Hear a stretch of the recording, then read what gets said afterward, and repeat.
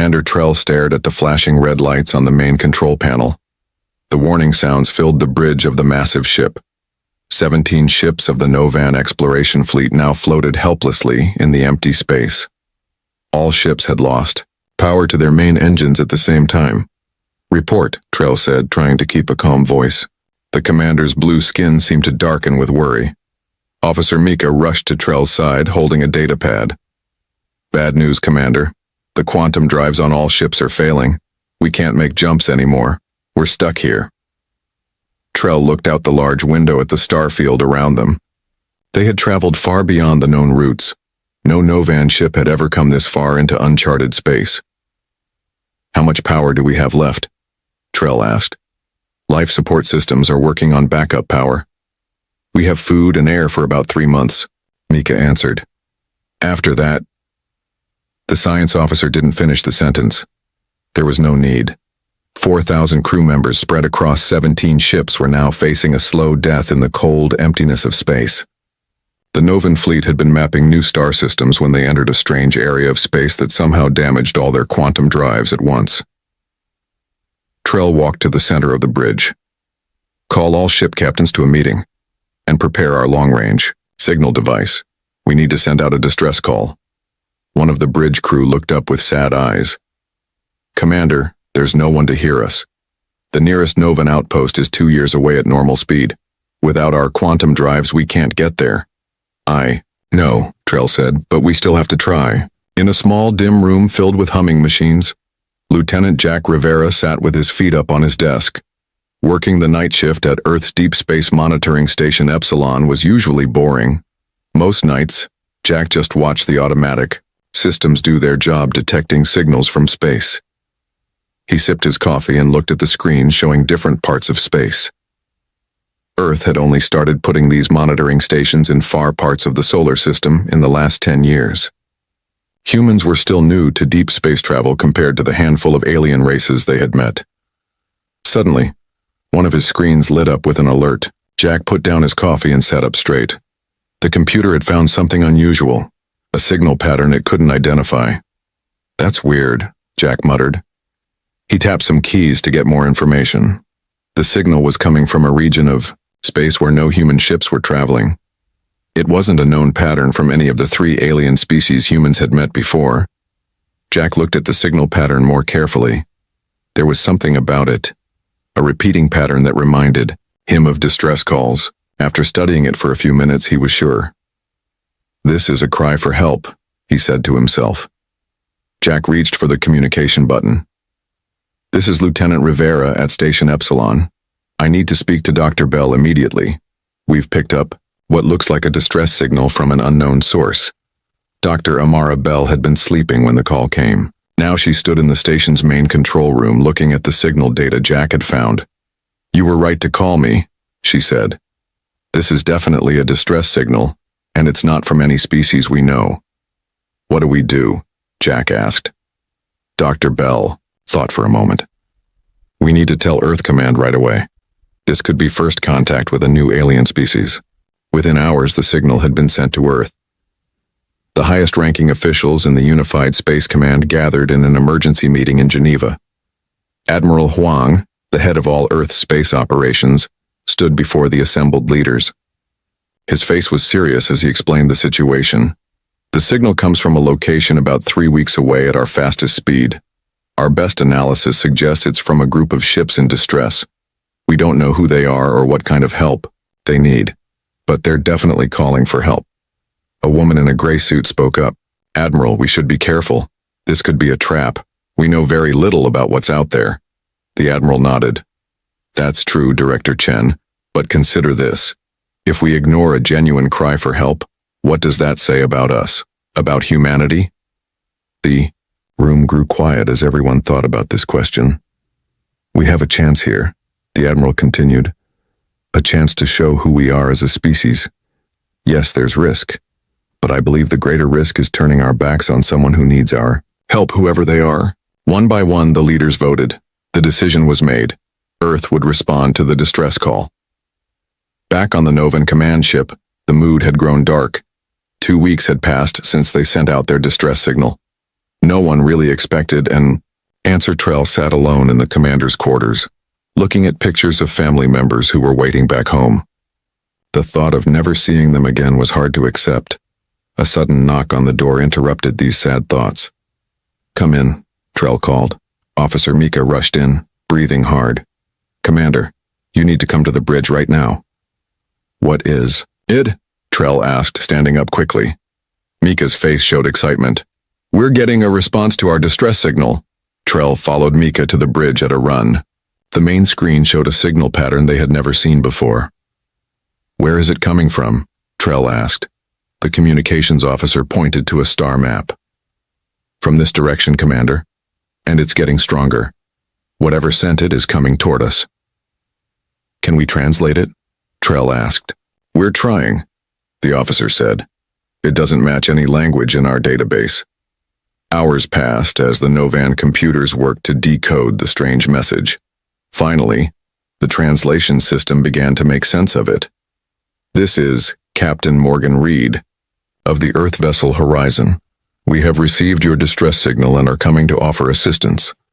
Please respond if you can hear this message." The bridge crew looked at each other in shock. "Earth? What is Earth?" one of them asked. Trell moved closer to the screen. "It seems we're about to find out." On the bridge of the Horizon, Captain Morgan Reed waited anxiously for a response. Behind her ship, 5 more human vessels followed. They carried engineers, scientists, medical staff, and supplies, everything they could think of to help an unknown species in trouble. "Do you think they understood us?" asked her first officer, Alex. "I hope so," Morgan said. "We've been broadcasting, in every format we could think of." The communications officer suddenly sat up straight. "Captain, we're getting a response." The bridge crew fell silent as a strange voice came through the speakers. The words were oddly accented but understandable. "This is Commander Trell of the Novan Exploration Fleet. We are 17 vessels with 4,000 crew members. Our quantum drives have failed and we are stranded. We did not expect anyone to hear our call." Captain Reed smiled and pressed the response button. "Well, Commander Trell, today is your lucky day. Humanity is here to help." As the Horizon moved closer to the massive alien ships ahead, neither the humans nor the Novans knew they were about to start a friendship that would change the future of both their worlds forever. Captain Morgan Reed stood on the bridge of the Horizon, watching the massive alien ships through the main view screen. The Novan vessels were huge compared to the human ships, each one at least 3 times larger than the Horizon. Their hulls were smooth and silver, with strange blue lights running along their sides. "They're beautiful," whispered Alex, the first officer. Morgan nodded. "And in trouble. Let's prepare the shuttle for meeting. We need to follow first contact protocols." After talking with Commander Trell through simple messages, both sides had agreed to meet in the space between their fleets. The humans would send a small team on a shuttle, and the Novans would do the same. "Who's going?" Alex asked. "Me," Morgan said firmly. "And Alan Park from the first contact team. He's our best language specialist, and Dr. Lewis for medical assessment." Alex looked worried. "Captain, maybe you should stay on the ship. We don't know if—" Morgan cut him off with a raised hand. "This is too important. Our mission is peaceful, and I need to show them that by being there myself." An hour later, Morgan sat in the small shuttle as it moved away from the Horizon. Through the window, she could see another shuttle leaving one of the Novan ships. Both small vessels moved slowly toward a point in empty space between the fleets. Alan Park sat beside her, looking excited. "This is history, Captain. The first meeting with a completely new alien species." Dr. Lewis was checking medical equipment. "I hope our biology isn't too different. It would be good to understand their basic needs." The shuttle reached the meeting point and stopped. The Novan shuttle was getting closer. Now they could see it clearly. It was shaped differently from human shuttles, more like a smooth water drop. "Nervous?" Alan asked. Morgan took a deep breath. "A little, but mostly curious." The Novan shuttle stopped about 30 meters away. For a moment, nothing happened. Then a door opened on the side of the alien vessel.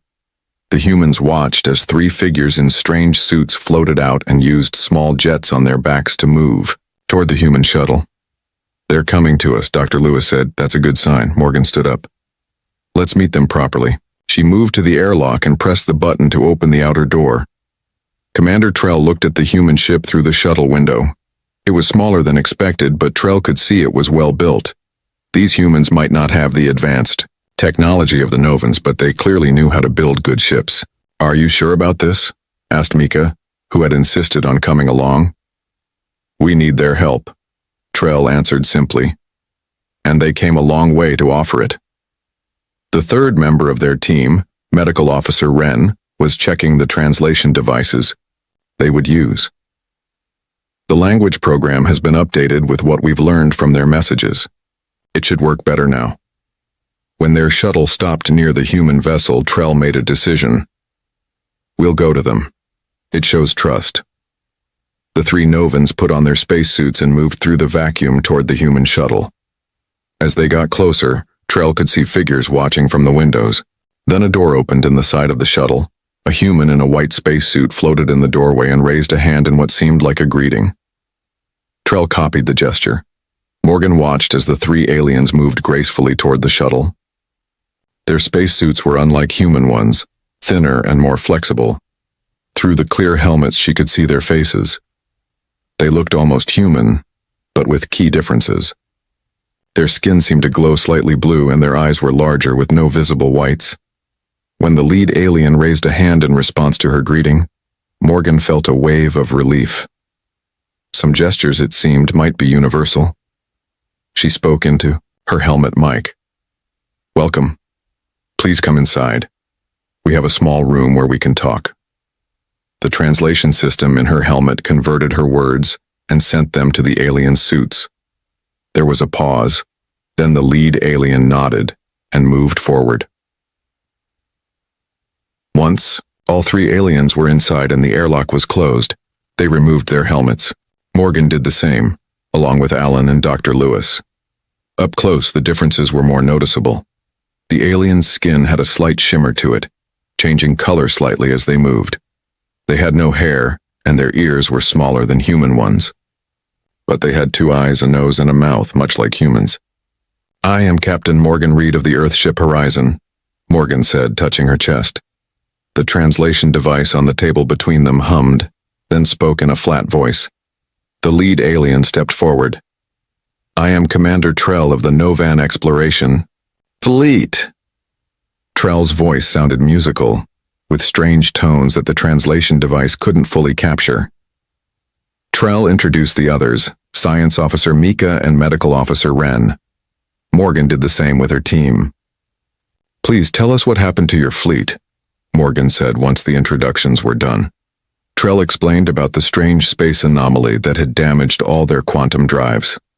As Trell spoke, Mika showed 3D models on a small device, helping the humans understand the problem. Alan leaned forward, fascinated. "Your technology is far more advanced than ours. We don't have quantum drives yet." Trell looked surprised. "Then how did you reach us so quickly?" "We have fusion drives," Morgan explained. "They're slower than what you describe, but they got us here." Mika seemed confused. "But if your technology is less advanced, how do you think you can help us?" Alan smiled. "Sometimes a fresh perspective helps, and sometimes simpler technology can solve complex problems." The meeting lasted for 3 hours. By the end, both teams were speaking more freely, the translation devices working better as they learned more of each other's languages. Dr. Lewis and Wren had exchanged basic medical information, discovering surprising similarities in their biology. Despite their different appearances, both species needed oxygen, though the Novans could tolerate higher carbon dioxide levels. "We would like to bring a larger team to examine your ships," Morgan suggested. "Engineers who might be able to help with your drive problems." Trell seemed hesitant. "Your offer is generous, but I must be careful with my people's safety." Morgan nodded. "I understand completely. You don't know us yet. What if we start with just information exchange? We can share what we know and you can tell us more about your drives." Maybe together we can find a solution.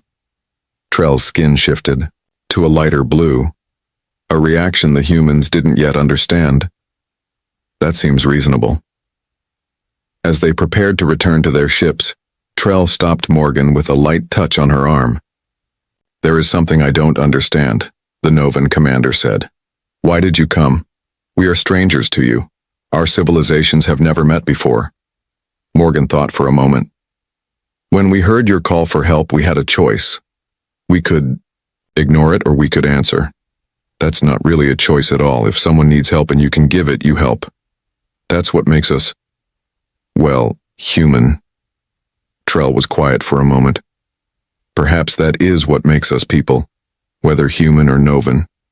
For the first time since the meeting began, Morgan felt truly hopeful. Different as they were, there might be something fundamental that connected them after all. As the shuttle carried Morgan and her team back to the horizon, she stared out at the massive Novan fleet. This was just the beginning of what promised to be an extraordinary adventure.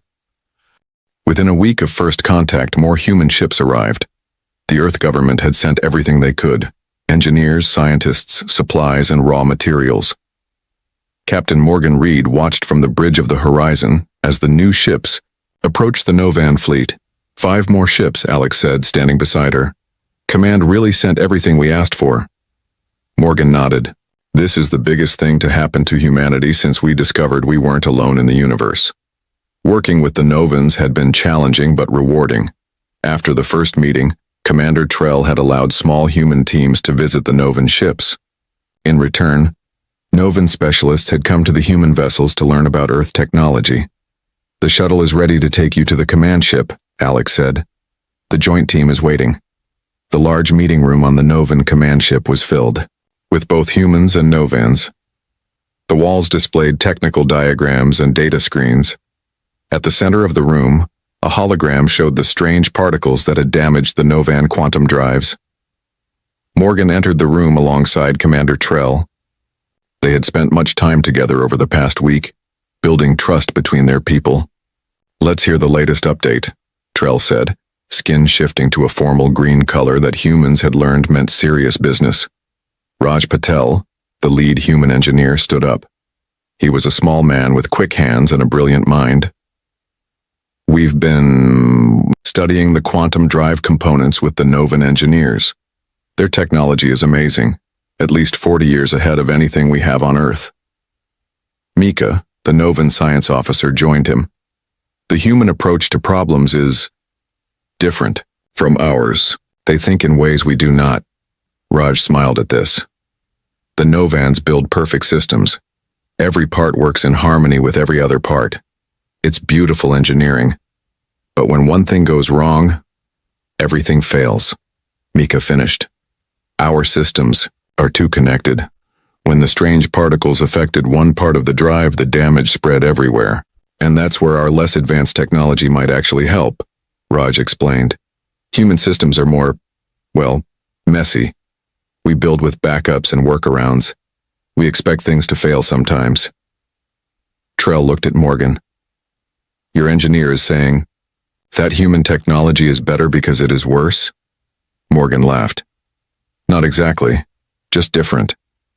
We've had to solve problems differently because we don't have your advanced materials and theory." Raj turned to the hologram display.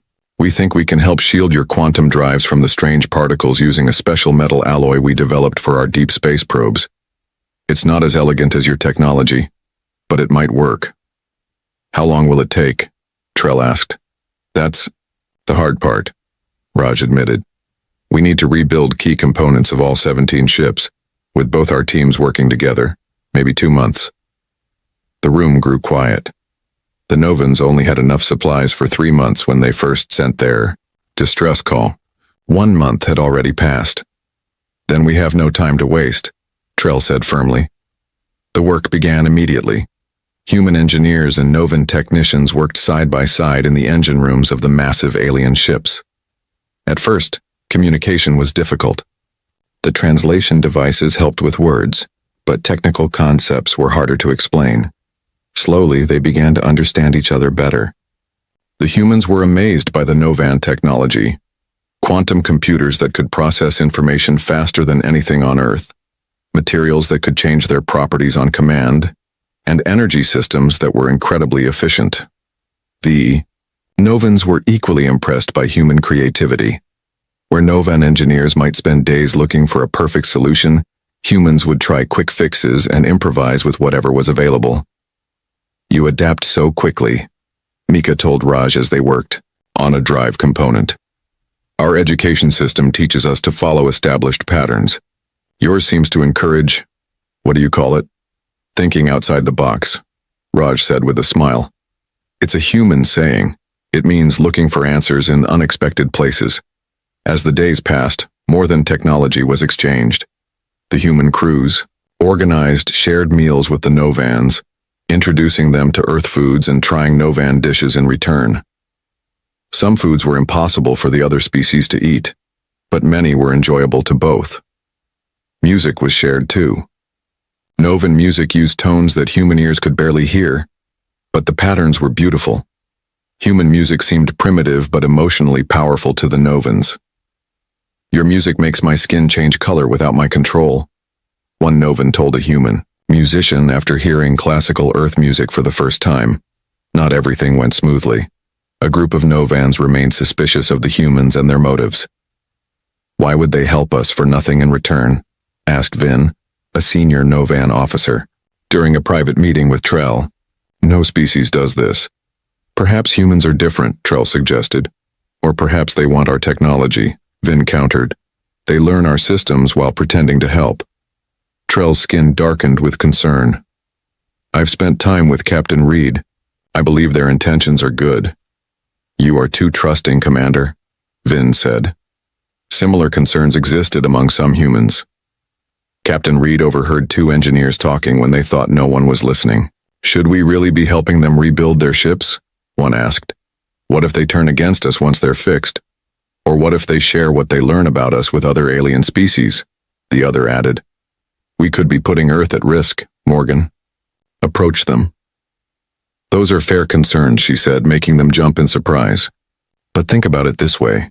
They already have far better technology than we do. If they wanted to harm us, they could have done it already." The engineers looked embarrassed. "Sorry, Captain. It's just that they're different," Morgan finished for them. "I know. But in the ways that matter, I think we're very similar." 2 weeks into the collaboration, a breakthrough came from an unexpected source. Tom Garcia was not a scientist or an engineer. He was a mechanic who worked on the Horizon's shuttle engines. He had volunteered to help with basic tasks on the Novan ships. While watching Novan engineers discuss a problem with the shield design, Tom had an idea. He sketched it quickly on his tablet and showed it to Raj. "The Novans are trying to create a perfect shield," Tom explained. "But what if we make an imperfect one on purpose? Something that can flex and adapt when those strange particles hit it." Raj studied the rough drawing. This might actually work. It's completely against Novan design philosophy, but that's exactly why they haven't thought of it." That evening, Raj presented Tom's idea to the joint team. The Novan engineers were confused at first. It went against everything they had been taught about proper design. "It's intentionally flawed," one Novan engineer said, skin turning purple with confusion. "Exactly," Raj agreed. "It's meant to bend, not break. To absorb the particles rather than block them perfectly." Commander Trell looked at the design, then at the human mechanic who had created it. "Will it work?" Mika, who had been studying the plan, answered. "It is strange, but the math supports it. I think it might." For the first time since the crisis began, real hope spread through the Novan fleet. The humans hadn't just brought help. They had brought a completely new way of solving problems. That night, as Morgan prepared to return to her ship, Trell stopped her. "Your people continue to surprise us," the Novan commander said. "This solution, it would never have occurred to any Novan." Morgan smiled. "That's the value of different perspectives. Together, we're stronger than either of us alone." As she flew back to the horizon in the small shuttle, Morgan looked out at the stars. Two species from different worlds, working together to overcome a crisis. It was exactly what she had joined Earth's space fleet hoping to find. Not just new worlds, but new friends. The new shield design created by Tom Garcia changed everything. For 3 weeks, human and Novan teams worked day and night to build a prototype. The work was difficult, combining two very different types of technology, but everyone understood what was at stake. Morgan watched from an observation room as the final tests began on the first repaired drive. Raj and Mika stood in the engine room below, surrounded by both human and Novan engineers. The tension in the air was almost visible. "Start the power-up sequence," Raj said into his communicator. Inside the massive engine room, lights began to flicker on. The quantum drive core, a beautiful blue sphere suspended in the center of the room, started to glow softly. "Power at 10%, reported a Novan technician. "All readings normal." Mika's skin rippled with nervous yellow patterns. "Increased to 20%. The blue sphere grew brighter. The human-designed shield around it, an ugly, bulky ring of special metals, seemed to pulse slightly. 30%, Raj called out. "How are the shield readings?" A human engineer checked her tablet. "Shield is holding. No sign of particle damage." The power levels continued to climb. 50%, 70%. At each stage, the team checked readings and looked for signs of the strange particles that had caused the original failure. 90%, Mika announced, voice tight with tension. Morgan held her breath. This was the moment of truth. If the shield could protect the drive at full power, they had a real solution. "Full power," Raj ordered. The quantum drive core blazed with brilliant blue light. The shield around it glowed red at points where particles struck it, but it held strong. For 10 seconds, everyone was silent, watching the readings. Then, 20 seconds. At 30 seconds, Raj looked up at the observation window and gave a thumbs-up sign. "It's working," he shouted, his voice filled with excitement. The room erupted in cheers. Humans high-fived each other while Novans touched palms in their own celebration gesture. Morgan saw Mika's skin turn a bright, happy orange, a color she had never seen on any Novan before. The success of the prototype meant that their plan could work. But they still faced an enormous task. 17 massive ships needed their quantum drives rebuilt with the new shield design. Each ship had multiple drives, and each drive needed the special human-made shield. Commander Trell called a meeting of all ship captains and project leaders. "We have a working solution," Trell announced, "but we need to work faster. At our current pace, it will take 4 months to repair all ships. And we have less than 2 months of supplies left," added a Novan captain. Morgan stepped forward. "We've contacted Earth. More ships are coming with food and materials. But Commander Trell is right. We need to speed up the work." Raj had been thinking about this problem. What if we don't fix all the ships at once? What if we focus on getting one ship working first? Then it could take some of your people to the nearest safe location and come back for more. The Novans looked at each other. The idea of separating their fleet went against their protocols. "It's too risky," said Captain Vin, who still didn't fully trust the humans. "What if the drive fails again while the ship is far from help?" "We could send a human ship alongside it," Morgan suggested, "for backup." Trell considered this. The nearest safe location is a small trading outpost about 1 week's travel by quantum jump. If we repaired the smallest ship first, it could take 200 crew there and return. "With your permission," Raj said, "we could start work on that ship immediately. We already have enough shield material ready." Trell's skin shifted through several colors as the commander thought. "Very well, we will adapt to the situation." The next day, teams moved to the smallest Novan ship. The human engineers had gotten better at working with Novan technology, and the Novan technicians had learned to accept the strange human approaches. Tom Garcia, whose idea had made everything possible, worked alongside Vex, a young Novan engineer who had been the quickest to embrace human methods. "This connection here," Tom explained, showing a joint where human metal met Novan technology. "It doesn't have to be perfect. It just needs to be strong enough to flex when those particles hit it." Vex nodded, understanding now. "Like a tree. branch in the wind, not like a stone wall that can break. Exactly. Tom smiled. You're getting it. Vex's skin turned a thoughtful blue. On my world, we are taught that perfection is the highest goal. But watching you humans work, I wonder if adapting is more important than being perfect. Tom shrugged as he tightened a bolt. Where I grew up, we had a saying. Perfect is the enemy of good enough.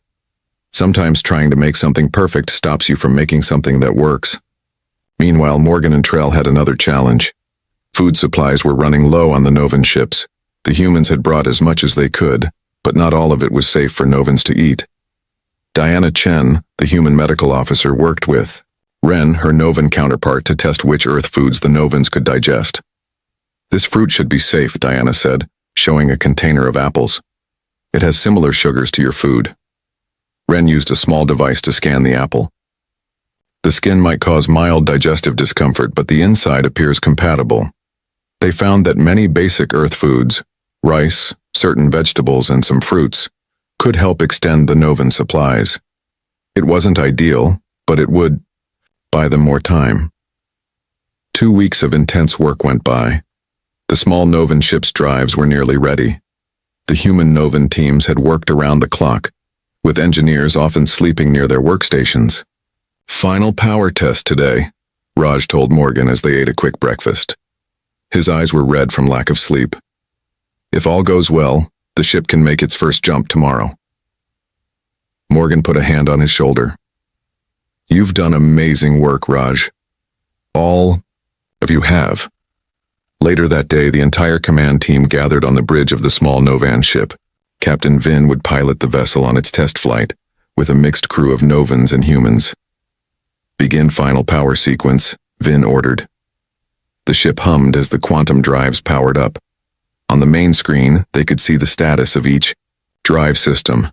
One by one, they turned green. All drives at full power, reported a Novan officer. Shield systems holding. Vin looked at Trell, who nodded approval. Take us out slowly. For the first time in nearly 2 months, a Novan ship moved under its own power. It glided away from the rest of the fleet, its engines glowing blue against the darkness of space. Prepare for short-range quantum jump, Vin said. Target is 5,000 kilometers ahead. Everyone held their breath. This was the real test. The ship had to do more than power up. It had to actually jump through space.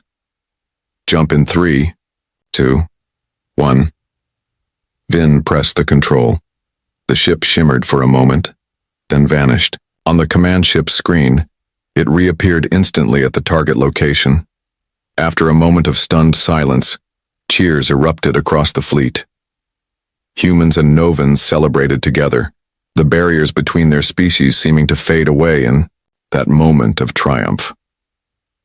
The small ship returned at normal speed, moving back to its place in the fleet formation. When Captain Vin returned to the command ship, even the usually serious officer was smiling. The jump was perfect, Vin reported.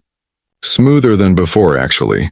The human shield seems to stabilize the quantum field. Commander Trell looked at Morgan. It seems our impossible problem had a solution after all. We just needed, outside-the-box thinking. Morgan smiled. Tomorrow, the ship can make its first long jump to the trading outpost. We'll have a human vessel follow, at fusion speed as backup. Trell's skin turned a warm purple color. Captain Reed, Morgan, I don't know if my people can ever repay yours for what you've done. Morgan shook her head. That's not how friendship works, Commander. You don't keep score. 3 months after the humans first arrived, the work was nearly complete. 12 of the 17 Novan ships now had working quantum drives with the special human shields. The smaller ships had been fixed first, making trips to the nearby trading outpost to bring back supplies and spread the word that the Novan fleet was safe. The morning of the final repair on the command ship, Morgan stood with Trell on the observation deck. Through the large window, they could see the stars and the human fleet nearby. When we leave here, Trell said quietly, everything will change. For both our peoples. Morgan nodded. I think it already has. The journey had not been easy.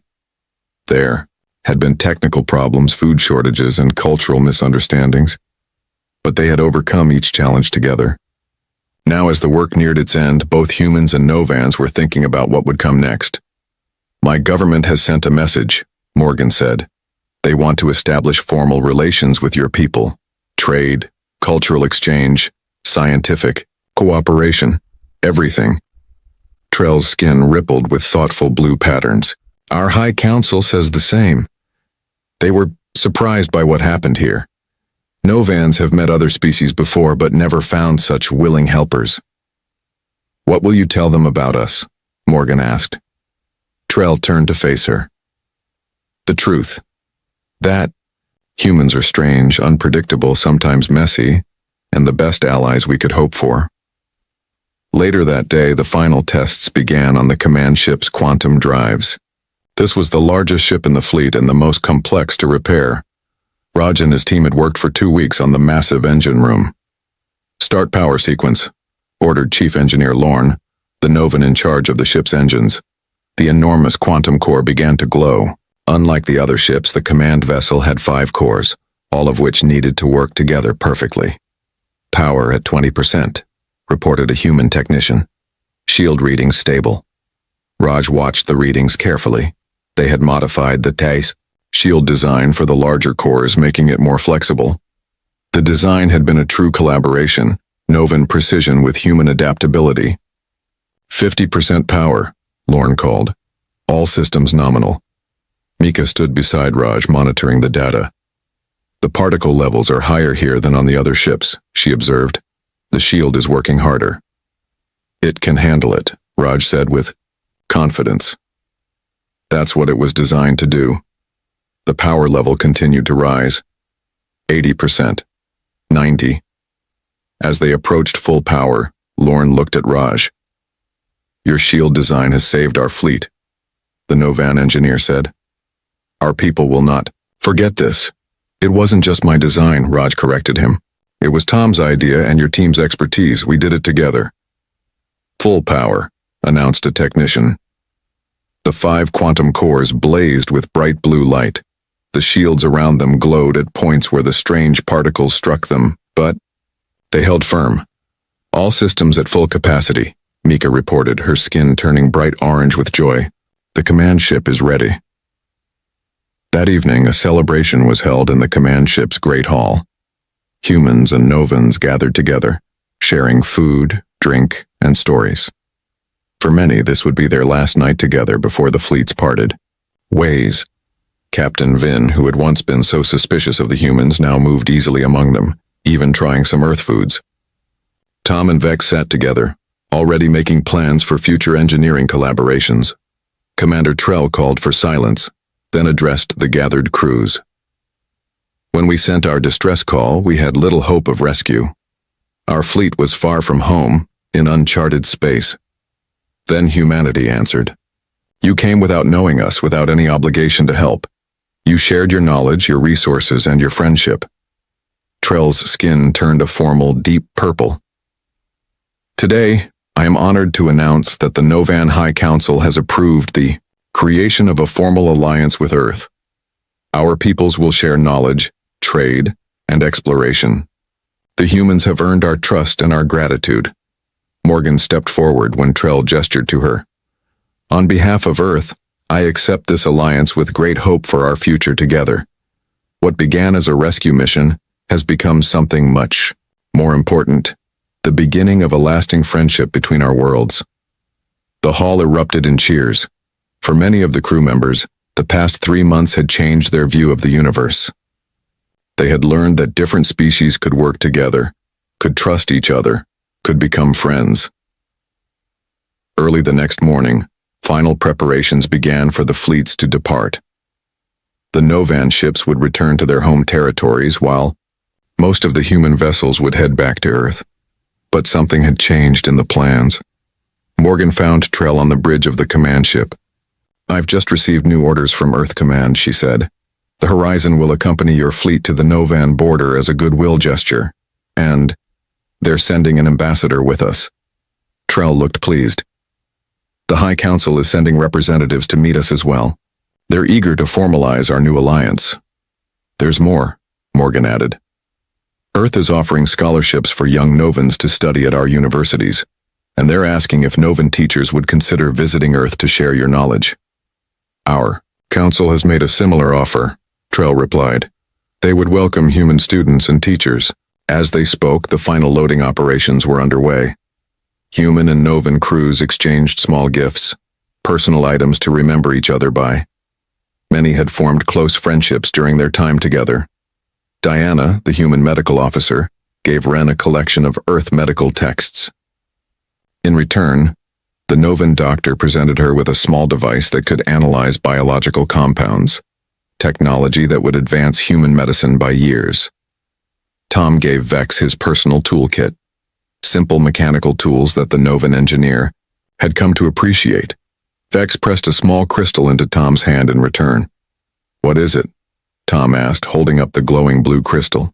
A memory stone, Vex explained. It records experiences. This one holds our work together, so you will not forget.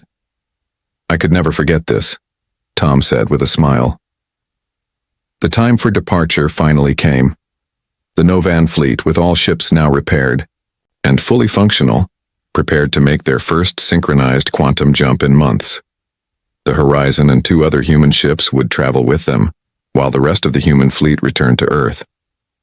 On the bridge of the command ship, Trell and Morgan stood side by side. Through the view screen they could see the stars that had once seemed like a prison to the stranded fleet. Now those same stars offered a path home, and a promise of new journeys together. Ready for quantum jump, announced the Novan navigator. Trell looked at Morgan. Are your ships prepared? Morgan nodded. The Horizon is ready to follow you wherever you go. All ships report ready, Commander, said the communications officer. Trell took a moment to look around the bridge. Humans worked alongside Novans at several stations, the beginning of the exchange program that would continue for years to come. Begin jump sequence, Trell ordered. As the stars outside began to blur, Morgan thought about the journey they had made together. A distress call answered. Strangers becoming allies, allies becoming friends. What had started as a rescue had become much more, the beginning of a new chapter for both their peoples. No longer alone in the vastness of space, but moving forward, together into an uncertain but hopeful future. The ships vanished into quantum space, leaving behind only the memory of a fleet once stranded, and the humanity that had come to help. The conference hall floated in the darkness of space. A massive structure built from the combined resources of 12 different species. Inside, the air felt heavy with fear and desperation. Ambassador Talvera stood at the center podium, her blue skin darker than usual from stress. Around her, representatives from the Coalition of Free Worlds waited for answers that nobody had. They will be here in 6 days, Talvera said, her voice steady despite the trembling in her hands. The Crithian hegemony has mobilized their entire war fleet. 3,000 vessels. Perhaps more. A murmur of despair rippled through the assembled delegates. 3,000 ships. The number hung in the air like a death sentence. The Crithians had crushed 17 civilizations in the past 40 years. 17 distinct species, each with their own cultures, technologies, and defensive capabilities. All of them had fallen before the relentless advance of the hegemony. Council leader Vorash, a towering figure from the Dendril species, slammed his 4 fists on his desk. We have perhaps 800 vessels between all our worlds. 800 against 3,000. This is not a battle. This is an execution. We must evacuate, suggested Representative Kalina, her feathers ruffling with agitation. Save what populations we can. Flee deeper into uncharted space. And let them hunt us down world by world? Talvera shook her head. No. We make our stand here, at the Valorian Nexus. If we fall together. But we show them that some species will not simply surrender. The debate raged for hours. Every delegate knew the truth, even as they argued. They could not win. The Crithian military machine was too powerful, too experienced, too ruthless, but surrendering meant slavery at best, extinction at worst. So they would fight, and they would die. And perhaps someone somewhere would remember they had tried. In the middle of the heated discussion, a junior aide rushed into the chamber. His face showed confusion more than urgency. "Ambassador Talvera, forgive the interruption, but there is a fleet requesting permission to dock. We are not expecting reinforcements," Talvera said, though hope flickered in her chest. "Who are they?" They say they are from Earth, humans. First contact fleet. They call themselves." The chamber fell silent. Humans. The name meant little to most of the assembled leaders. Talvera quickly accessed her datapad, pulling up the files on this species. Young. Very young. They had only achieved faster than light travel 200 years ago. In galactic terms, they were infants. "How many ships?" Vorash asked, his tone suggesting he expected perhaps 50 vessels, maybe 100 if they were lucky. The aide checked his communication device. 47 ships, council leader. The hope that had briefly lit Talvera's face died. 47. They were grateful for any help, but what could 47 ships do against 3,000? Still, it would be insulting to refuse their aid. These humans were willing to die alongside them. That deserved respect. "Grant them permission to dock," Talvera said quietly. "We will meet with their commanders and coordinate our defensive strategy." 3 hours later, the human delegation arrived. They wore simple, dark blue uniforms with minimal decoration. Their leader, who introduced himself as Admiral James Chen, was shorter than most species in the coalition. His hair was gray, his face lined with age, but his eyes were sharp and clear. He studied each delegate carefully as introductions were made. "We appreciate your willingness to stand with us," Talvera said formally. "Though I must be honest with you, Admiral Chen. Our chances of survival are minimal. The Crithian hegemony has never been defeated in open battle." "We know," Chen replied, his voice calm. "We reviewed the intelligence reports during our journey here. Impressive military force, excellent tactical coordination.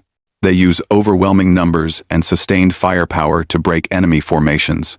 Then you understand, this is likely a suicide mission," Vorash said bluntly. "Every mission is a suicide mission if you approach it wrong," Chen said. And something in his tone made several delegates shift uncomfortably. "We have a different proposal. Give us 72 hours before the Crithians arrive. Let us prepare the battlefield." "Prepare the battlefield." Kalina's feathers ruffled again. "Admiral, with respect, we have been fortifying our positions for weeks. We have orbital platforms, minefields, defensive installations, all of which the Crithians have encountered and defeated before," Chen interrupted gently. "No disrespect to your efforts, Representative, but you are fighting them on their terms, with their rulebook. We would like to try something different." Talvera studied the human admiral carefully. There was something unsettling about his confidence. Not arrogance, exactly. More like the certainty of someone who had seen this situation before and knew how it ended. "What do you need from us?" she asked finally. "Access to all your communication networks, control of the information warfare suite, and permission to broadcast on all frequencies, including Crithian military channels." The chamber erupted in confused conversation. Vorash's 4 eyes narrowed suspiciously. "You want to talk to them? The Crithians do not negotiate, human. They conquer, or they destroy." "We do not intend to negotiate," Chen said. "We intend to prepare the battlefield. Will you trust us?" Talvera looked around the chamber. What did they have to lose? They were already dead. If the humans wanted to waste their last days sending messages into the void, so be it. "You have your 72 hours, Admiral Chen. May fortune favor your efforts." Chen nodded and left with his delegation. As the doors closed behind them, Kalina leaned toward Talvera. "What do you think they are planning?" I have no idea, Talvera admitted. But I accessed their species file while they were talking. Did you know humans have only been spacefaring for 2 centuries? But they have had 37 major planetary conflicts in that time. War among themselves? Vorash grunted. Barbarians fighting barbarians. What of it? The casualty counts, Talvera said quietly. In their last global conflict, before they achieved spaceflight, they killed over 70 million of their own species. In 6 years, the number settled over the group like ice water. 70 million. Most species had never experienced casualties on that scale in their entire recorded history. Perhaps, Talvera said softly, we should let the barbarians try their way. Aboard the human flagship, the Indomitable Will, Admiral Chen stood in the command center surrounded by his senior staff. The ship hummed with quiet efficiency as crew members moved between stations, preparing for the operation ahead. Status report, Chen said. Commander Sarah Park, the fleet's intelligence officer, pulled up multiple holographic displays. We have full access to the Coalition's communication networks, Crithian military frequencies identified and monitored. Their advanced scout fleet is approximately 4 days out. Main battle group, 6 days, as expected. Good. Begin Operation Ghost Protocol. I want psychological profiles on every Crithian commander in their fleet. Access their public records, military databases, personal communications if possible. Find their fears, their doubts, their weaknesses. Sir, the Crithians have very good cybersecurity, Park said. Breaking into their systems will take time. Chen smiled thinly. We are not going to break in. Commander, we are going to be invited in. Begin broadcasting our introduction package on all Crithian frequencies. Make sure it reaches every ship in their fleet. The introduction package was a carefully prepared collection of information about humanity. Not propaganda, not threats, just facts, historical records, video footage, statistical data, all freely offered, all accurately presented, all completely horrifying to any species that took the time to review it. Footage of nuclear weapons detonating in testing grounds. Cities vanishing in pillars of fire and radiation. Recordings from human wars. The trenches of the First World War. The carpet bombing of the Second. The tactical nuclear exchanges of the Third. Numbers scrolling past. Casualties. Weapons counts. Destruction statistics. And woven through it all, a simple message.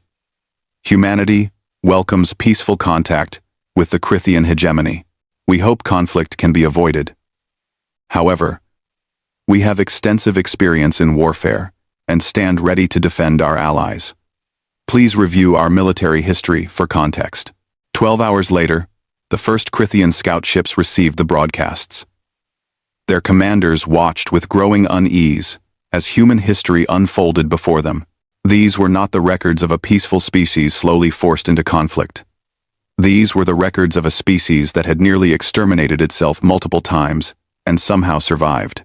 Commander Vexwrath of the Crithian scout vessel Eternal Conquest stared at his display screen in disbelief. The footage showed a human city before an atomic explosion, then the same city after. Nothing but rubble and ash for kilometers in every direction. And the humans had done this to themselves. Hundreds of times. Just to test their weapons. Analysis. He barked at his intelligence officer. The data appears authentic, Commander, cross-referenced with multiple sources. The humans engaged in 3 global conflicts within a span of 100 years. Combined casualties exceed 200 million individuals. Vexwrath's blood ran cold. 200 million. The entire Crithian hegemony had perhaps 5 billion citizens across all their conquered worlds. These humans had killed the equivalent of 4% of the hegemony's population, just fighting among themselves. What kind of species does this to itself? He whispered. His intelligence officer had no answer. The broadcasts continued for 48 hours, reaching deeper into the Crithian fleet. Admiral Chen, had not lied in his message. Everything presented was factual, historical, verifiable, but the selection of facts, the way they were presented, the timing of each revelation, all of it was carefully calculated to create a specific impression. Humanity was insane. Humanity was dangerous. Humanity had survived things that would have destroyed any other species. And now humanity was here, offering peace, but prepared for war. On the second day, Chen ordered the fleet to begin training exercises. The 47 human vessels moved through space in perfect synchronization, executing complex maneuvers that required split-second timing and absolute precision. They flew in formations no other species used, shifted between patterns with mechanical efficiency, and demonstrated weapons accuracy that approached the theoretical maximum of their technology. Coalition observers watched in amazement. Vorash contacted Chen directly. "Admiral, your ships move like they are parts of a single organism. How do you achieve such coordination?" "Practice," Chen replied simply. "Humans have been fighting fleet actions for centuries. We have refined our tactics considerably." What Chen did not mention was that human ships were also networked together through quantum-encrypted communication channels. Their targeting systems linked, their tactical computers sharing data in real time. Each vessel was autonomous, but together they operated as a unified intelligence. It was technology the Coalition did not possess, and the Crithians had never encountered. On the third day, with the Crithian fleet now 3 days from engagement range, Chen ordered the final phase of the operation. The human ships began broadcasting on every frequency simultaneously. Not messages this time. Sounds. Recordings from human wars. The thunder of artillery. The screaming of dying soldiers. The roar of bomber engines. Radio chatter from tank crews, pilots, infantry units, all speaking in calm, professional tones about killing and death, and objectives achieved. And music. Humans had created music about war, songs celebrating victory and mourning loss and glorifying sacrifice. The lyrics spoke of death and honor and fighting until the last breath. The Crithians received these broadcasts and felt something their species had rarely experienced. Deep, primal fear. This was not a species that feared death. This was a species that had made death into an art form, a cultural touchstone, something to be faced with grim determination or even eagerness. In the asteroid field near the Valorian Nexus, 3 Crithian scout ships moved on routine patrol. They were maintaining communications silence as ordered, observing the Coalition defenses and the strange human fleet that had arrived. Then, one by one, the ships vanished from Crithian sensors. Not destroyed, not damaged, simply gone, as if they had never existed. The Crithian command ship demanded status reports. None came. Search vessels were dispatched. When they found the 3 scout ships, they were drifting in space, completely intact. Life support was functional. Weapons were undamaged, but the crews were unresponsive, huddled in their quarters, staring at nothing with wide, terrified eyes. And in each ship's central computer, the humans had left a message. A detailed tactical analysis of that specific vessel. Every weakness identified. Every system, vulnerability, mapped. And a simulation, a perfect, mathematically precise simulation showing exactly how that ship would be destroyed if battle occurred. Down to the second, down to which crew members would die first and which would survive longest. The recovered crews could not speak. Medical officers classified them as catatonic, traumatized beyond immediate treatment, and their ships, their perfectly functional, undamaged ships, had been infiltrated without a single shot fired, without any sign of forced entry. As if the humans had simply walked through the walls like ghosts. Admiral Krelvor, Supreme Commander of the Crithian Warfleet, reviewed the reports in his command chamber. 3,000 vessels strong, his fleet had never known defeat. But now, 3 days from engagement with an enemy that should be pathetically weak, he felt uncertainty creeping into his thoughts. 47 ships. That was all the humans had. 47 against 3,000. The mathematics were simple. The outcome should be inevitable. So why did his hands shake when he reviewed the human broadcasts? He opened the latest intelligence file. It contained a message from the humans, transmitted directly to his personal communication channel. Admiral Krell Vor. Humanity extends greetings and hopes for peaceful resolution. However, if conflict is unavoidable, we are prepared. We have studied your tactics extensively. We look forward to meeting you in battle. May the most adaptable species prevail. Attached to the message was a single video file. Krell Vor hesitated, then opened it. The video showed a human city at night, peaceful and beautiful. Then the sky lit up with the flash of nuclear detonation. The city evaporated. The camera, somehow surviving the blast, showed the aftermath. Nothing but radioactive wasteland. And beneath the video, a simple caption. We did this to ourselves. Imagine what we will do to you. Krell Vor closed the file with trembling fingers. In 3 days, his fleet would engage the enemy. 3,000 ships against 47. The outcome was certain, wasn't it? The Crithian war fleet moved through space like a swarm of predatory insects. 3,000 vessels, maintaining perfect formation as they approached the Valorian nexus. Inside the command ship, Eternal Dominance, Admiral Krell Vor sat in his tactical chamber, reviewing intelligence reports. The reports should have given him confidence. Instead, they filled him with growing dread. His intelligence officer, Subcommander Tarnex, stood at attention before him. The younger Crithian's scales showed the pale green of uncertainty, a color Krell Vor had rarely seen in his crew. Explain these findings again, Krell Vor demanded, gesturing at the holographic display floating between them. Slowly. Tarnex swallowed nervously. Sir, we have completed our analysis of the human historical database they provided. The data has been verified through multiple independent sources. It is accurate. 200 million casualties, Krell Vor said flatly, in conflicts against themselves. Yes, sir. But that is not the most concerning aspect. Tarnex manipulated the display, bringing up new information. We have analyzed their weapon development timeline. They progressed from chemical explosives to nuclear fission weapons in approximately 40 years. From fission to fusion weapons in another 15 years. From planetary bombardment capability to planet-destroying capability in less than a century. Krell Vor stared at the numbers. The Crithian hegemony had taken 4 centuries to develop similar weapons technology, and they had been considered remarkably fast by galactic standards. They were in a hurry.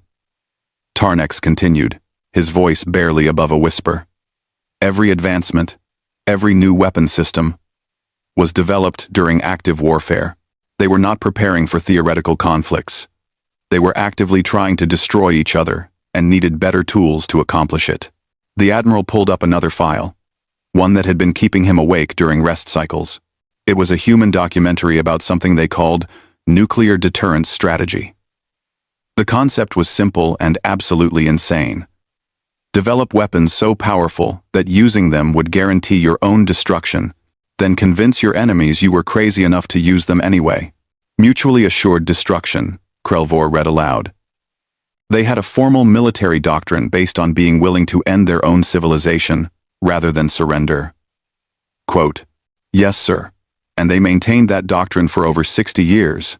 Multiple nations, all aiming enough weapons at each other to render their planet uninhabitable, all waiting to see who would destroy everyone first.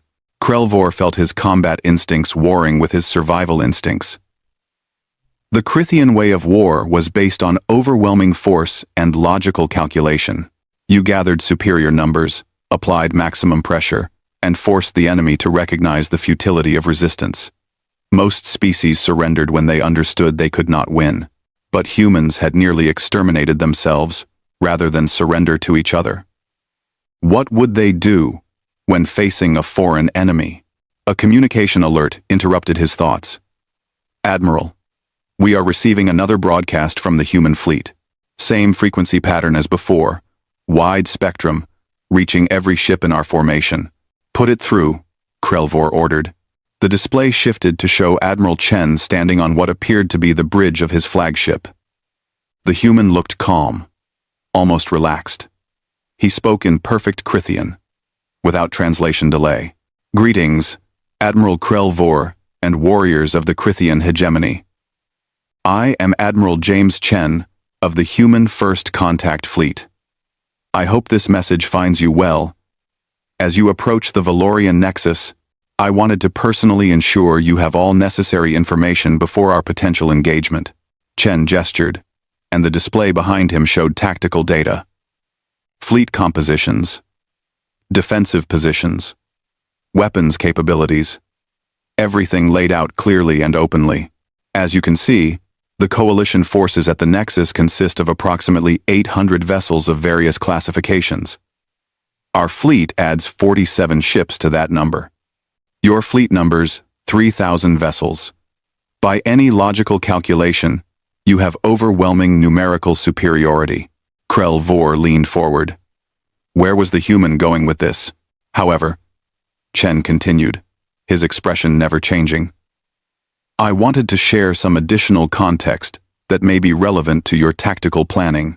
The display shifted again, showing what appeared to be a human military medal. It was a simple piece of metal shaped like a star, suspended from a ribbon. This is called the Medal of Honor, Chen explained. It is the highest military decoration humanity offers. It is awarded for acts of valor above and beyond the call of duty. To receive this medal, a soldier must risk their life in combat while facing near certain death. In our last major conflict, 342 of these medals were awarded. 316 of them were awarded posthumously.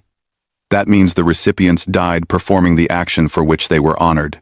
The Admiral paused, letting that information settle. We give medals to our dead, Admiral Krelvor. We celebrate those who choose death over retreat. We teach our children stories about last stands and final sacrifices. We consider it honorable to die rather than surrender. Chen's eyes seemed to look directly through the screen at Krelvor. I tell you this not as a threat, but as a courtesy, so you understand the nature of the force you are about to engage. We are not a warrior species by preference. We are a survivor species by necessity. We have been tested by ourselves for thousands of years, and we are still here. We know how to endure. We know how to fight, and we know how to win. The transmission ended. The bridge of the eternal dominance was silent, except for the ambient sounds of the ship's systems. Finally, Krelvor spoke. Analysis? Tarnex hesitated. Sir, I believe the humans are attempting psychological warfare. They are trying to make us fear them before the battle begins. Are they succeeding? The intelligence officer's scales flickered between green and gray uncertainty and fear. Yes, sir. Morale reports from across the fleet show increased anxiety. Crew efficiency is down approximately 12%. We have had 43 requests for transfer from frontline vessels. 2 captains have reported crew members experiencing stress-induced illness. Krelvor closed his eyes. 12% efficiency loss before the battle even started. Against a conventional enemy, it would barely matter. But the humans had shown they were not conventional. Over the next day, the human psychological campaign intensified. The human fleet began conducting training exercises that seemed designed to demonstrate their capabilities. The 47 vessels moved through complex maneuvers that required absolutely perfect coordination. They flew in formation patterns that seemed impossible, ships passing within meters of each other at high velocity, executing simultaneous course changes, moving as if controlled by a single mind. And their weapons' accuracy was terrifying. During target practice against coalition-provided drone targets, the human fleet achieved a 97% hit rate at ranges that most species considered beyond effective engagement distance. They fired once per target and almost never missed. Worse, They demonstrated weapons systems the Crithians had not encountered before. Railgun systems that fired projectiles at a significant fraction of light speed. Missile systems that could independently hunt targets across vast distances. Point defense lasers that could track and destroy incoming fire with machine precision. Energy shields that seemed to distribute damage across the entire fleet, rather than allowing individual ships to be overwhelmed. Coalition observers were shocked. Vorash contacted Admiral Chen with undisguised amazement. "Your 47 ships have more firepower than our entire 800-vessel fleet. Why did you not tell us this when you arrived?" Chen's response was characteristically simple. "You did not ask. And firepower is only one factor in warfare. The Crithians have plenty of firepower. They do not lack for weapons or ships. They lack something else. And that is what we are targeting." "What are you targeting?" "Their certainty," Chen said. "Their confidence that they will win. We are showing them that victory is not inevitable. And that doubt is spreading through their fleet like a disease." He was right.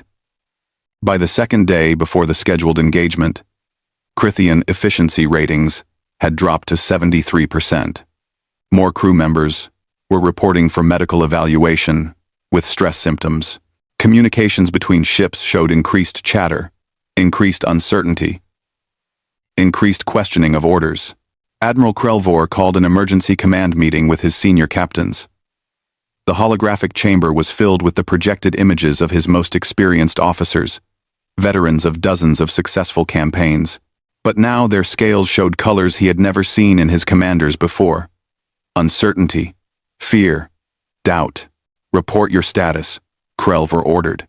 Captain Vexnell of the heavy cruiser, Infinite Fury, spoke first. "Admiral, my crew is on edge. The broadcasts from the humans have unsettled them. They keep watching the footage of human wars. 70 million dead in 6 years. Nuclear weapons used in combat. Cities destroyed in seconds. My crew is asking how we fight an enemy like this." "You fight them the same way we fight everyone," Krelvor snapped. "With superior numbers and superior firepower."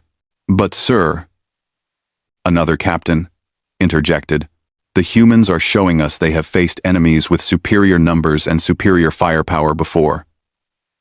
They faced themselves. And they kept fighting until everyone was dead or the weapons ran out. How do we threaten an enemy that has already survived the worst possible warfare?" Krelvor had no good answer. The meeting dissolved into worried discussion, with captains sharing reports of declining morale, increased anxiety, and growing reluctance to engage. This was unprecedented. The Crithian fleet had never experienced morale problems before. That night, another 3 scout ships disappeared. They were further back in the formation this time, supposedly safe from any infiltration. But when they were recovered, the same scenario played out. Crews catatonic with fear, ships intact but penetrated without any sign of forced entry, and messages left in their computers. These messages were more detailed than before. They included personal information about crew members, names, family situations, home worlds, psychological profiles, and simulations showing not just how the ships would be destroyed, but casualty projections for each crew member. Probability of survival, 0%. Expected time of death, calculated to the second. Method of death, described in clinical detail. The recovered crews could not explain how the humans had gotten aboard. Security footage showed nothing. Sensors detected no intrusions, but the humans had been there, moving through the ships like ghosts, leaving their messages and departing without a trace. Krelvor reviewed the latest message personally. It had been left on one of the scout ships, addressed to him specifically.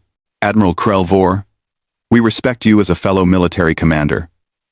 We understand you are following orders and serving your people. We do not wish to destroy your fleet or kill your crews, but we will, if we must. Please consider. Humanity has been fighting wars for thousands of years. We have developed strategies you have never encountered. We have psychological operations refined through centuries of conflict. We have learned how to win battles without firing shots, by making the enemy question whether fighting is worth the cost. You outnumber us 64-1. In a conventional battle, you would likely win, though at enormous cost. But we are not offering you a conventional battle. We are offering you a choice. Withdraw peacefully, or discover what we have learned about warfare in our long and bloody history. Choose wisely. Choose survival. There is no shame in choosing life over pointless death. The message ended with an attachment. Krelvor hesitated, then opened it. It was his personal file. Everything about him, his family, his career, his accomplishments, his fears, information that should have been secured behind multiple layers of Krithian military encryption. The humans had it all. And at the bottom of the file, a simple note. We know you. We understand you. We do not want to kill you. Please give us a reason not to. Krelvor's hands shook as he closed the file. How had they gotten this information? How had they penetrated Krithian security so completely? What else did they know? His communication officer interrupted his thoughts. Admiral, we are receiving reports from across the fleet. The humans have sent personal messages to over 2,000 crew members.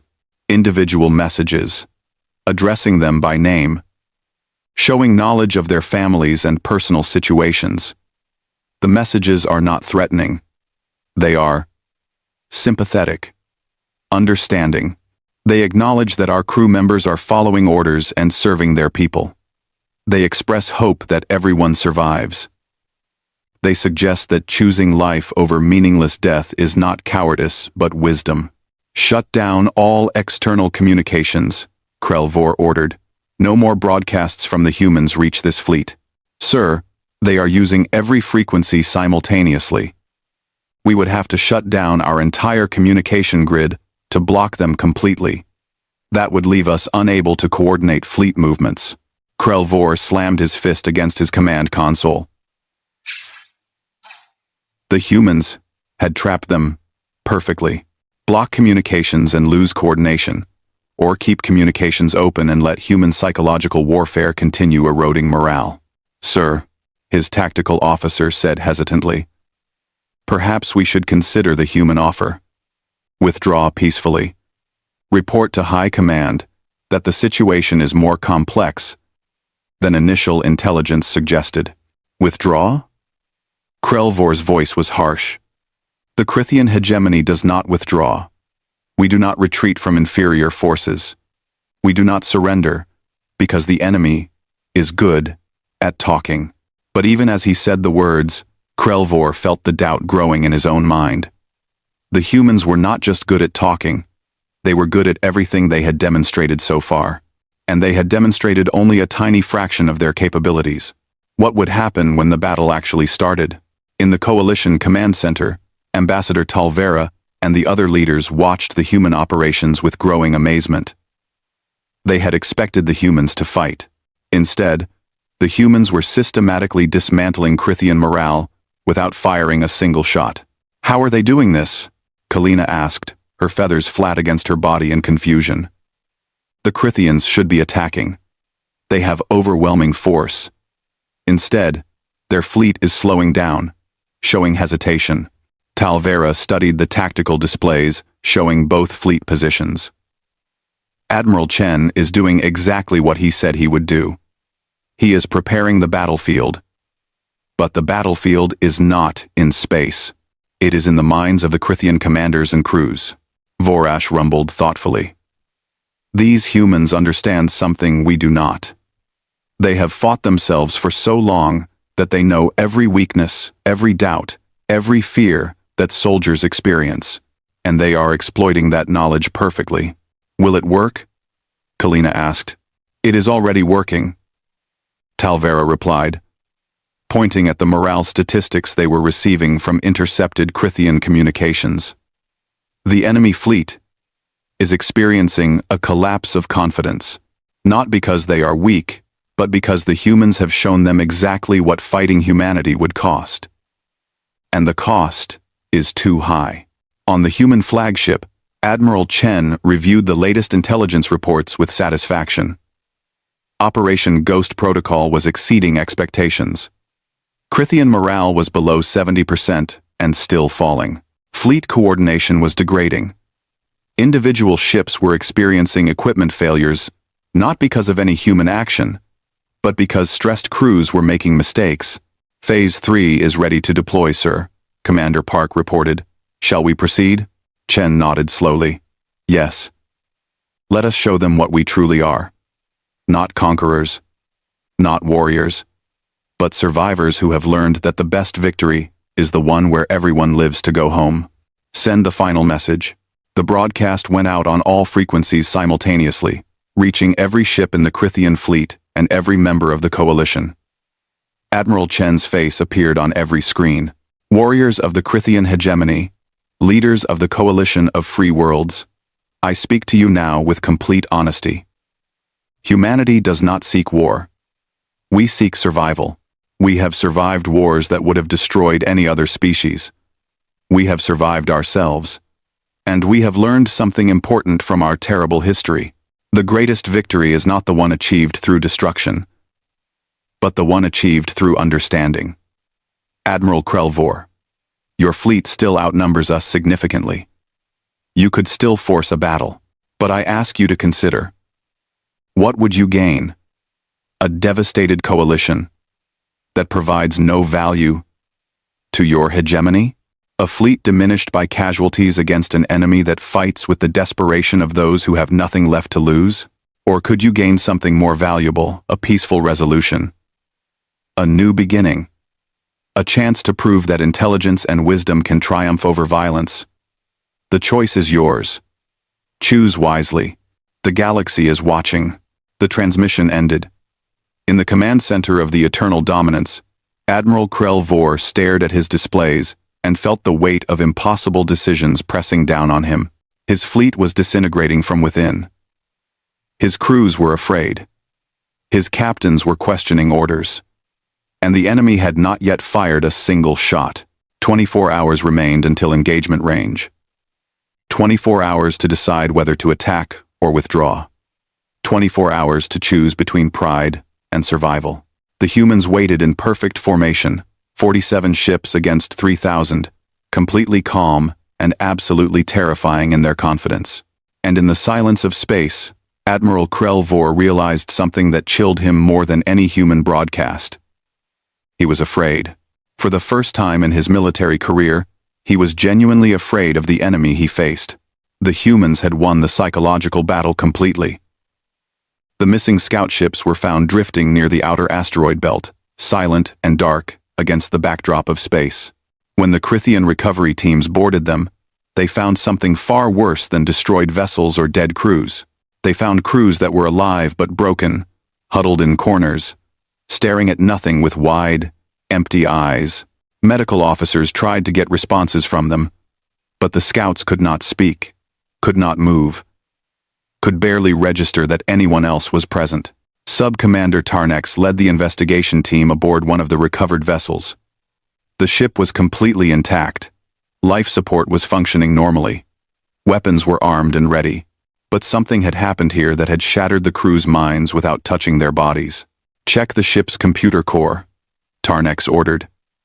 Find out what they saw. No. The technical specialist worked quickly, accessing the ship's data banks. What he found made his scales turn pale gray. Sir, there are files here that were not there before. They are marked with human identification codes. They appear to be personal messages. Play them, Tarnex commanded, though dread already coiled in his stomach. The first message appeared on the main display. It showed Admiral Chen, sitting at a simple desk, looking directly at the camera with calm, understanding eyes. But he was not speaking to Tarnex or any commander. He was speaking to Scout Leader Velthar, the captain of this vessel. Scout Leader Velthar, greetings. I hope this message finds you well. I wanted to speak with you personally, because I believe you deserve honesty. My intelligence officers have compiled information about you and your crew. I know this may seem frightening, but I assure you this information was gathered for one purpose only: to help me understand who you are, so I can speak to you as one military professional to another. The display changed, showing a detailed dossier on Velthar. His service record, his family connections, his home world, everything about him laid out with disturbing completeness. You have served the Crithian hegemony with distinction for 23 years, Chen continued. You have a mate and 3 offspring on the colony world of Crithis 4. Your service record shows you are a careful commander who values the lives of your crew. This tells me you are an intelligent individual who understands that warfare should have purpose beyond simple destruction. The display shifted again, this time showing something that made Tarnex's blood run cold. It was a tactical simulation, rendered in perfect detail. It showed this exact scout ship in this exact location, and it showed what would happen if battle commenced. The simulation ran for 2 minutes and 17 seconds. It showed the ship being targeted by human weapons systems. It showed the shields failing. It showed the hull being breached in 3 locations. And it showed, with clinical precision, which crew members would die in which sections and in what order. Probability of crew survival: 0%. Expected duration of combat before ship destruction: 2 minutes, 17 seconds. Casualties: 100%. No survivors. This is not a threat. Chen's voice continued over the simulation. This is simply what our tactical computers predict would happen to your vessel if fighting begins. I show you this not to frighten you, but to help you understand the reality of the situation. Your ship is brave. Your crew is skilled. But the mathematics of modern warfare are unforgiving. The simulation ended. Chen's face returned to the screen. Scout Leader Velthar, I do not want to destroy your ship. I do not want to kill you or your crew. You are not my enemy. You are a fellow soldier following orders, serving your people, trying to survive in a complicated galaxy. I respect that. I understand that. And I want you to know that there is another choice. You can choose to survive. You can choose to see your mate and offspring again. There is no dishonor in choosing life over meaningless death. Think about it. Make your choice. And know that whatever you decide, I will respect you as a fellow warrior. The message ended. Tarnex stood in silence, staring at the blank screen. The humans had not boarded this ship. They had not threatened the crew. They had simply shown them the truth. That fighting was futile. That death was certain. And that survival was a choice they could make. Check the other ships, Tarnex ordered quietly. I need to know if all the crews received similar messages. The answer was yes. Every recovered scout ship contained personalized messages. Not generic broadcasts, but individual communications addressing each captain by name, showing detailed knowledge of their lives and families, presenting tactical simulations specific to their vessels, and offering the same choice: survive or die pointlessly. But that was not the worst discovery. The technical teams found something else in the ship's computer cores. Evidence of intrusion that should have been impossible. The humans had penetrated Crithian computer security without leaving any trace of entry. They had moved through secure systems like they owned them, accessing files that were supposed to be encrypted behind military-grade protection. How did they do this? Tarnex demanded. Our security protocols are the best in known space. Multiple encryption layers, quantum-locked access codes, biometric verification. Sir, the technical specialist interrupted, his voice trembling. The humans did not break our encryption. They bypassed it entirely. They accessed our systems through backdoors we did not know existed, vulnerabilities in our own code that we never detected. The humans found them, exploited them, and did so without triggering a single security alert. Tarnex felt his legs weaken. If the humans could penetrate their computer systems this completely, what else could they do? Could they shut down weapon systems? Disable shields? Take control of entire ships? He returned to the Eternal Dominance to report his findings to Admiral Krelvor. The Admiral listened in growing horror as Tarnex described what had been found. They did not just send messages, Tarnex concluded. They demonstrated absolute dominance over our information systems. They showed our crews that we have no secrets from them, no security they cannot breach, no protection they cannot overcome. And they did it without violence, without threats, simply by showing us they could. Krelvor looked older than he had just days before. The stress of command in this impossible situation was taking its toll. What is our current fleet status? Morale is at 58% and falling, sir. We have had 137 requests for transfer from frontline vessels. 4 ships have reported critical systems failures that are actually crew sabotage crews, disabling their own ships to avoid combat. Medical facilities are overwhelmed with stress casualties. Fleet coordination efficiency is below 60%. And the humans? Their 47 ships maintain perfect formation and perfect readiness.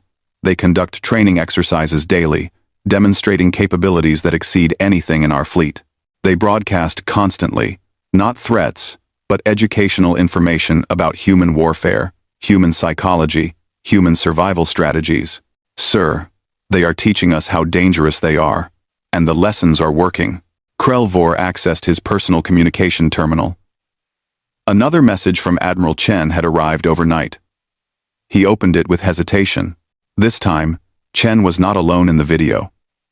Behind him stood several other humans in different uniforms. Chen gestured to them as he spoke.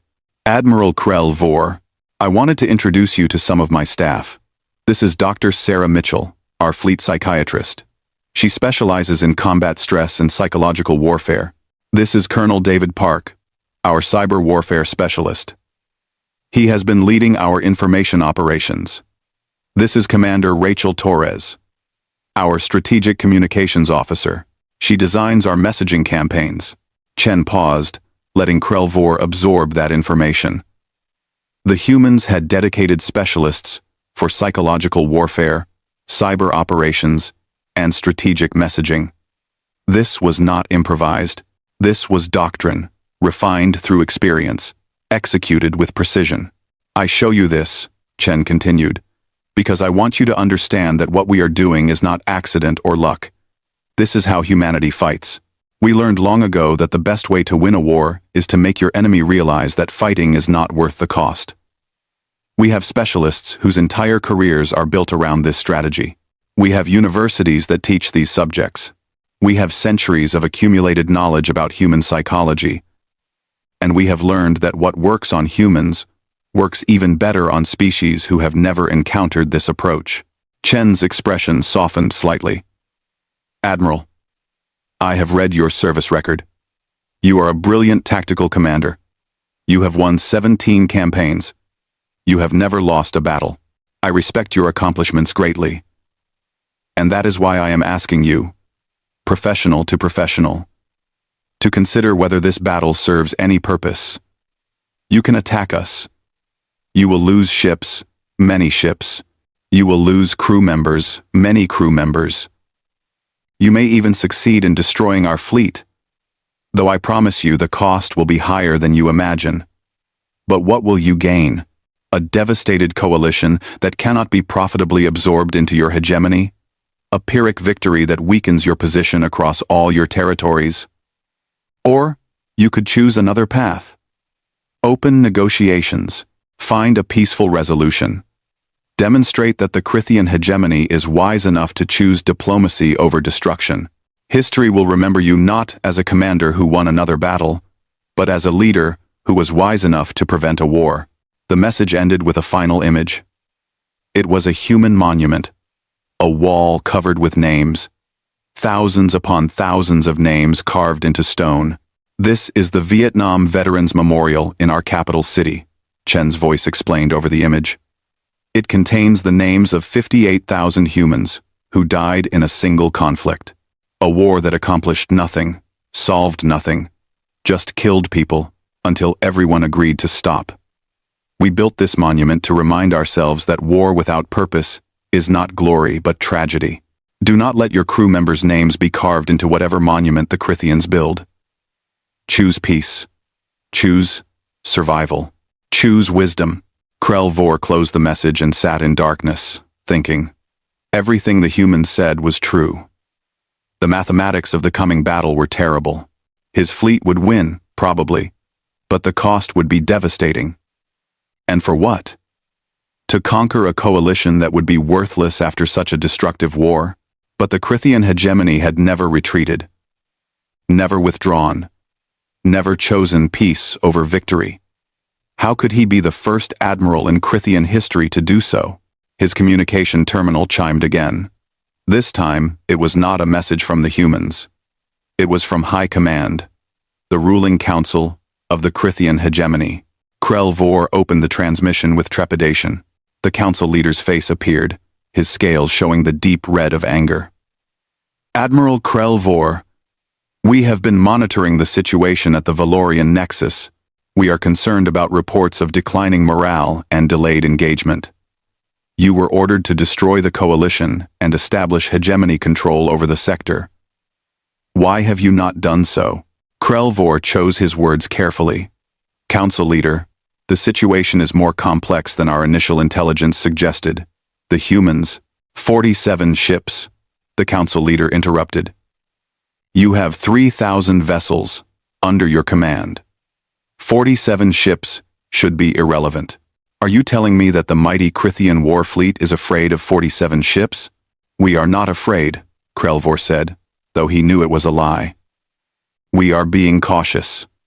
The humans have demonstrated capabilities that, I do not care what they have demonstrated. I care about results. You have 6 hours to engage and destroy the enemy, or you will be relieved of command and face court-martial for cowardice. Is that understood? The transmission ended before Krell Vor could respond. 6 hours. The council had given him 6 hours to attack or face disgrace and punishment. He called his senior officers to an emergency meeting. They appeared in holographic projection around his command chamber, and he saw fear in every face. You heard the orders from High Command, Krell Vor said. We attack in 6 hours or face consequences. Prepare your ships.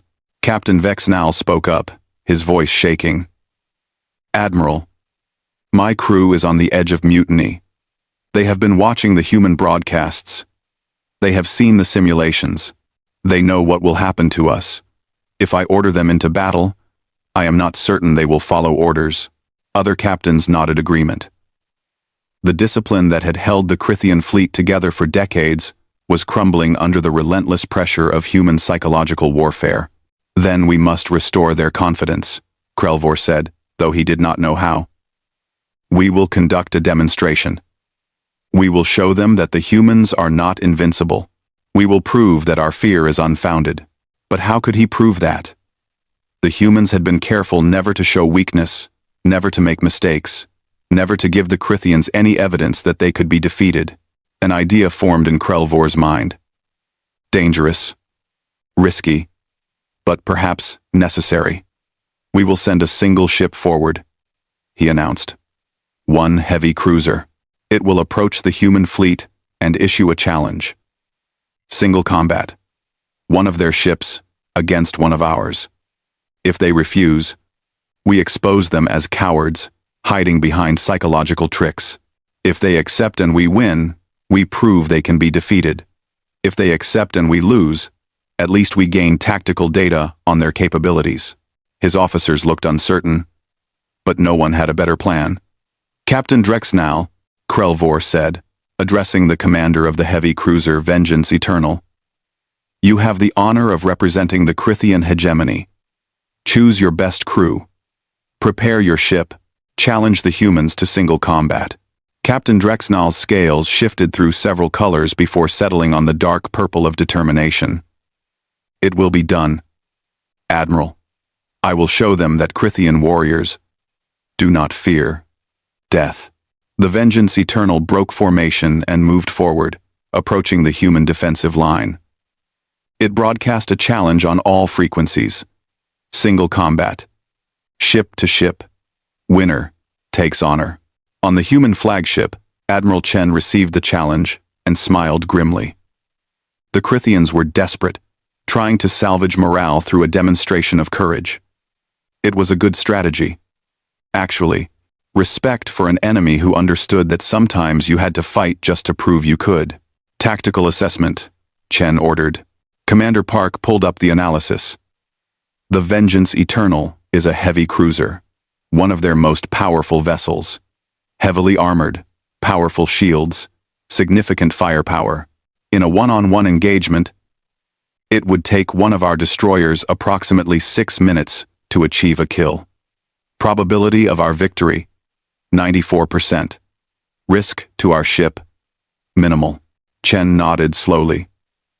Open a channel to the Crithian vessel.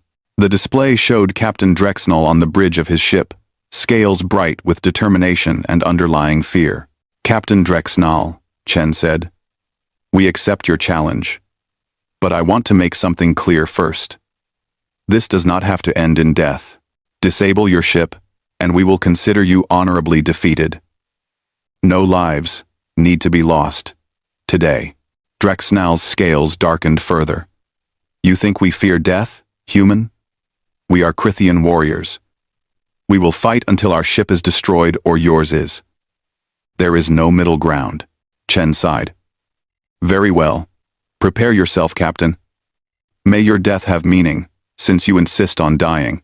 The channel closed. Chen turned to his tactical officer. Designate the destroyer Aurora for this engagement. Give them full discretion on tactics. Objective. Disable the Crithian vessel with minimal casualties to their crew. Let us show everyone that we can be merciful even in combat. The human destroyer Aurora separated from the fleet and moved to meet the Vengeance Eternal. The two ships faced each other across 10,000 kilometers of empty space. Both fleets watched. Crithian crews hoping for a victory that would restore their courage. Coalition forces hoping the humans knew what they were doing.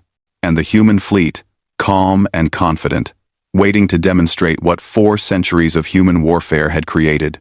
The battle was about to begin. The first shots of the war would be fired.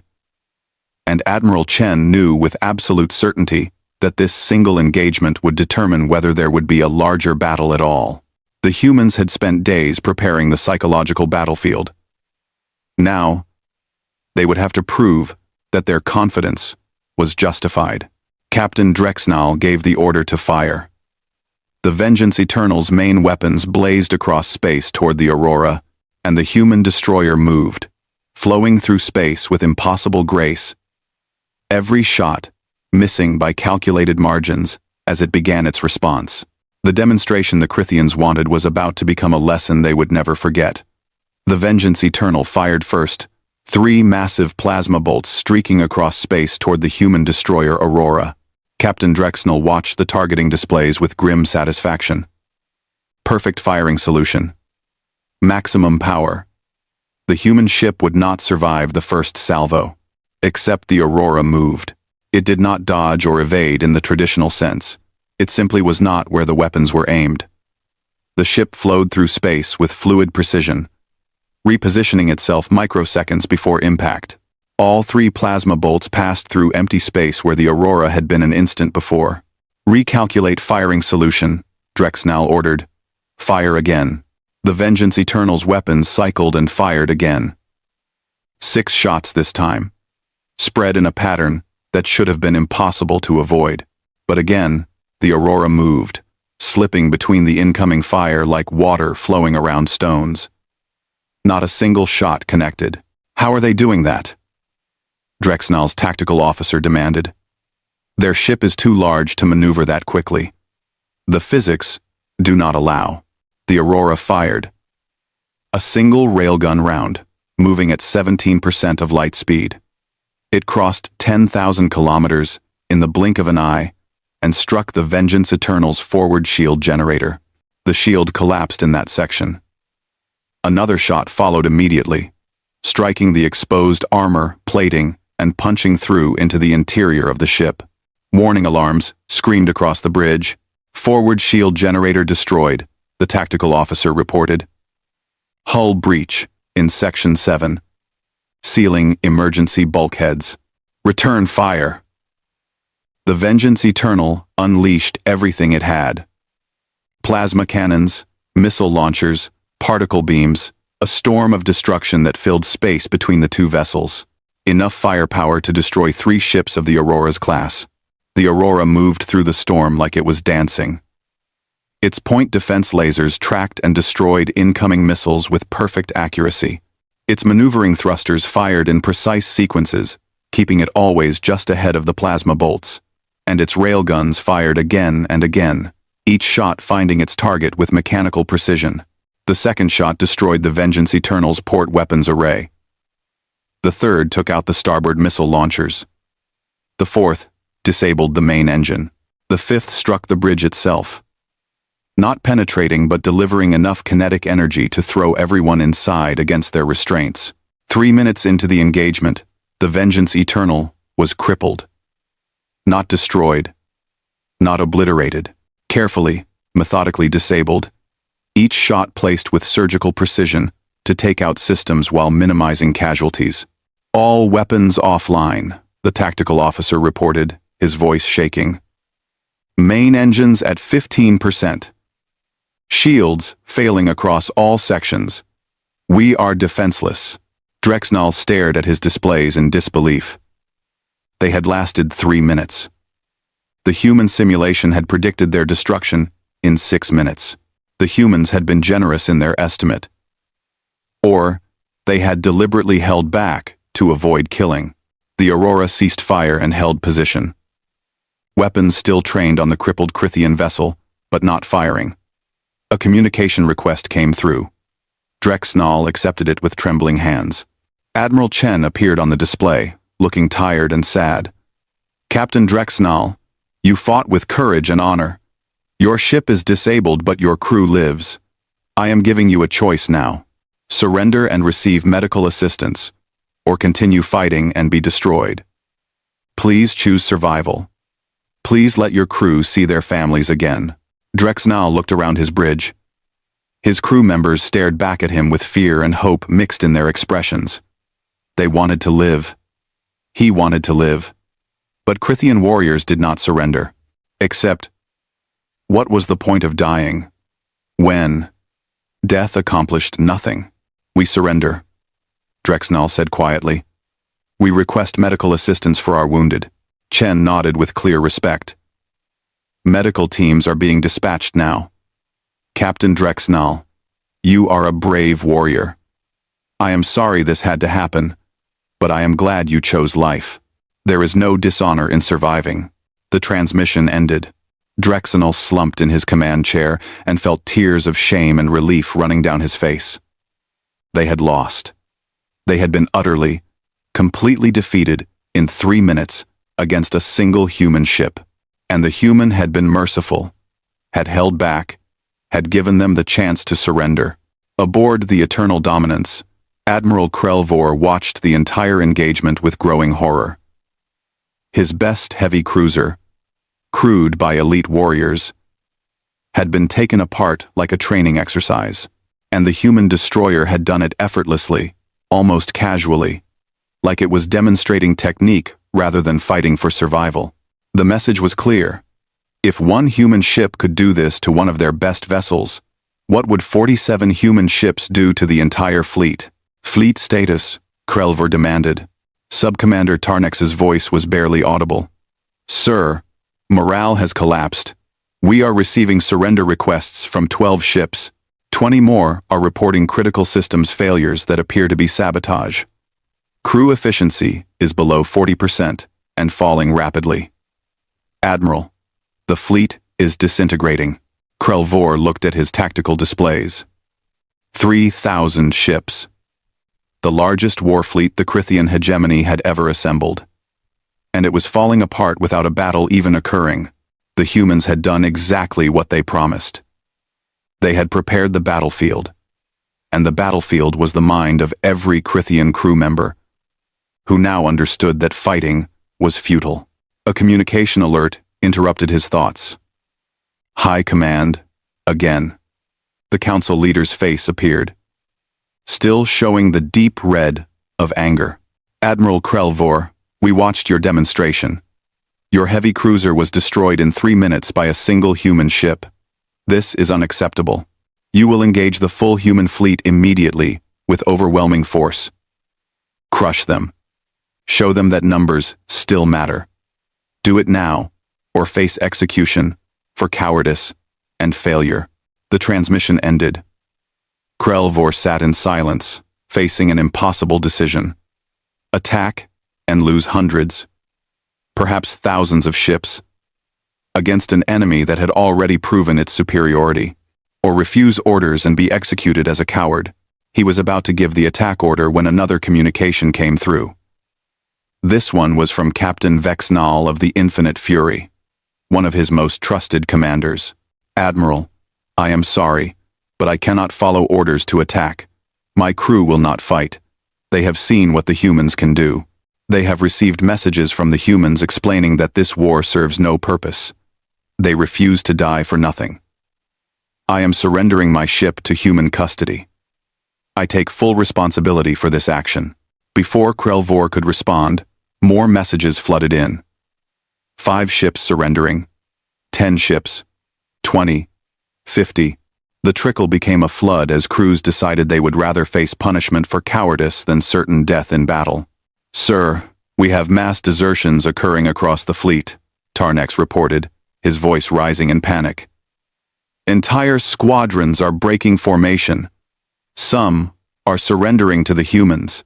Others are simply fleeing the combat zone. We have lost operational control of approximately 40% of our forces." Krelvor felt the situation spiraling beyond his control. The fleet was not just losing morale. It was actively rejecting orders, choosing survival over duty, fragmenting into hundreds of independent ships making their own decisions.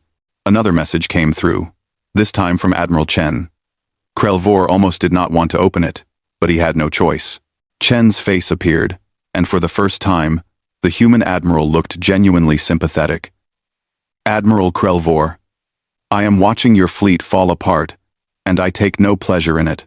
You are a good commander caught in an impossible situation. Your high command has ordered you to attack, but your crews understand that attack means death.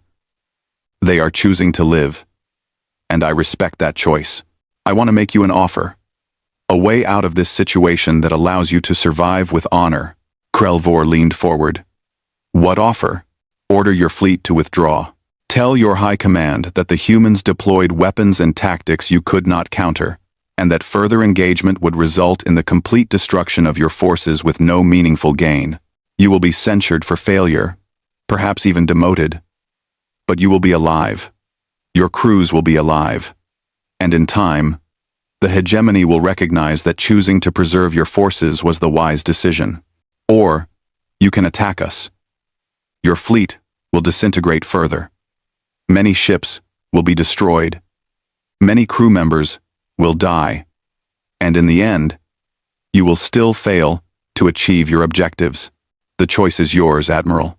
But please choose wisdom over pride." The transmission ended. Krelvor sat in his command chair and felt the weight of command crushing him. Everything he had built over decades of military service was collapsing. But Chen was right. Attacking now would accomplish nothing except death and destruction. He opened a fleet-wide channel. 3,000 ships, or what remained of them under his control, waited for his orders. "All ships, this is Admiral Krelvor. I am ordering a full fleet withdrawal. We are returning to hegemony space. This action is taken based on tactical assessment that continued engagement would result in unacceptable casualties with no strategic gain. All vessels will reform into retreat formation and prepare for faster-than-light jump." Silence filled the communication channels for a long moment. Then, one by one, his captains acknowledged the order. Relief flooded through the fleet as crews realized they would survive.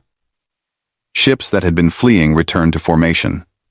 Ships that had surrendered requested permission to rejoin the fleet. Within an hour, the Crithian war fleet was reorganized and preparing to depart, but not everyone was willing to retreat. One ship, the dreadnought Eternal Glory, refused the withdrawal order. Its commander, Admiral Krelvor's rival Commander Zex Thor, broadcast a message on all channels. This is Commander Zex Thor of the Eternal Glory. I do not recognize Admiral Krelvor's authority to order retreat. The Krithian hegemony does not flee from inferior forces. I will engage the humans alone and show them what true Krithian warriors are capable of. Any ship that wishes to join me in restoring our honor may do so. No other ships joined him. Zex Thor's dreadnought turned and accelerated toward the human fleet. Weapons charging, engines at full power. It was the largest ship in the Krithian fleet, a massive vessel capable of destroying dozens of smaller ships. Admiral Chen watched the dreadnought approach and felt sadness settle over him. One more warrior who could not accept that fighting was pointless. One more commander who chose death over the appearance of cowardice. Tactical options, Chen said quietly. Commander Park reviewed the data. The dreadnought is a formidable vessel, sir. It would take our entire fleet approximately 12 minutes to destroy it. Alternatively, we could disable it like we did the Vengeance Eternal, but it would take longer and risk more casualties. No, Chen said. We are not going to fight it. His officers looked at him in confusion. Sir? Sir? Open a channel to Commander Zex Thor. Personal communication. My authorization only. The channel opened. Zex Thor appeared on the display, his scales showing the bright red of battle fury. Human Admiral, prepare to face a true warrior. I will not surrender. I will not retreat. I will destroy your fleet, or die trying. Chen studied the Krithian commander carefully. Young, proud, desperate to prove himself. Exactly the kind of warrior who would throw his life away for honor that existed only in his own mind. Commander Zex Thor, Chen said softly, I understand your position. You believe retreating is dishonorable. You believe you must fight to maintain your pride. I respect that, so I am going to make you an offer. Single combat. Your dreadnought against one of our destroyers. Not the Aurora that destroyed the Vengeance Eternal. A different ship. Less experienced. If you win, you can claim you defeated humanity in combat. If you lose, at least you fought with courage. Does that satisfy your honor? Zex Thor's scales flickered with confusion. You would give me an advantage? Why? Because I understand what it is to be a warrior, Chen replied. Because I know that sometimes honor demands action, even when logic says otherwise. Because I would rather let you have your fight and your honor than simply destroy you without giving you the chance to prove yourself. Do you accept? Zex Thor was silent for a long moment. Then his scales shifted to dark purple determination mixed with respect. I accept your offer, human. Send your ship. We will settle this warrior to warrior. Chen designated the destroyer Valiant for the engagement. It was one of their newer ships, with a less experienced crew than the Aurora. Not helpless, but not the overwhelming force that had dismantled the Vengeance Eternal. The two ships faced each other. The Eternal Glory, massive and powerful, bristling with weapons. The Valiant, smaller but faster, its crew tense and ready. The battle began. The dreadnought opened fire with everything it had. And this time, the human ship did not have the overwhelming advantage. The Valiant took hits. Shields flickered and strained. The crew worked frantically to maintain systems as damage reports flooded in. But the Valiant fought back, its weapons finding targets on the larger ship. Railgun rounds punched through armor. Missiles slipped past point defenses. Lasers carved burning tracks across the dreadnought's hull. 3 minutes passed. The Valiant lost its forward shield generator. The Eternal Glory's main weapons array was destroyed. Both ships were damaged. Both crews were fighting desperately, and neither was willing to surrender. Chen watched with growing concern. This was taking too long. The Valiant was in real danger now. He could order the rest of the fleet to assist, But that would defeat the purpose of the single combat.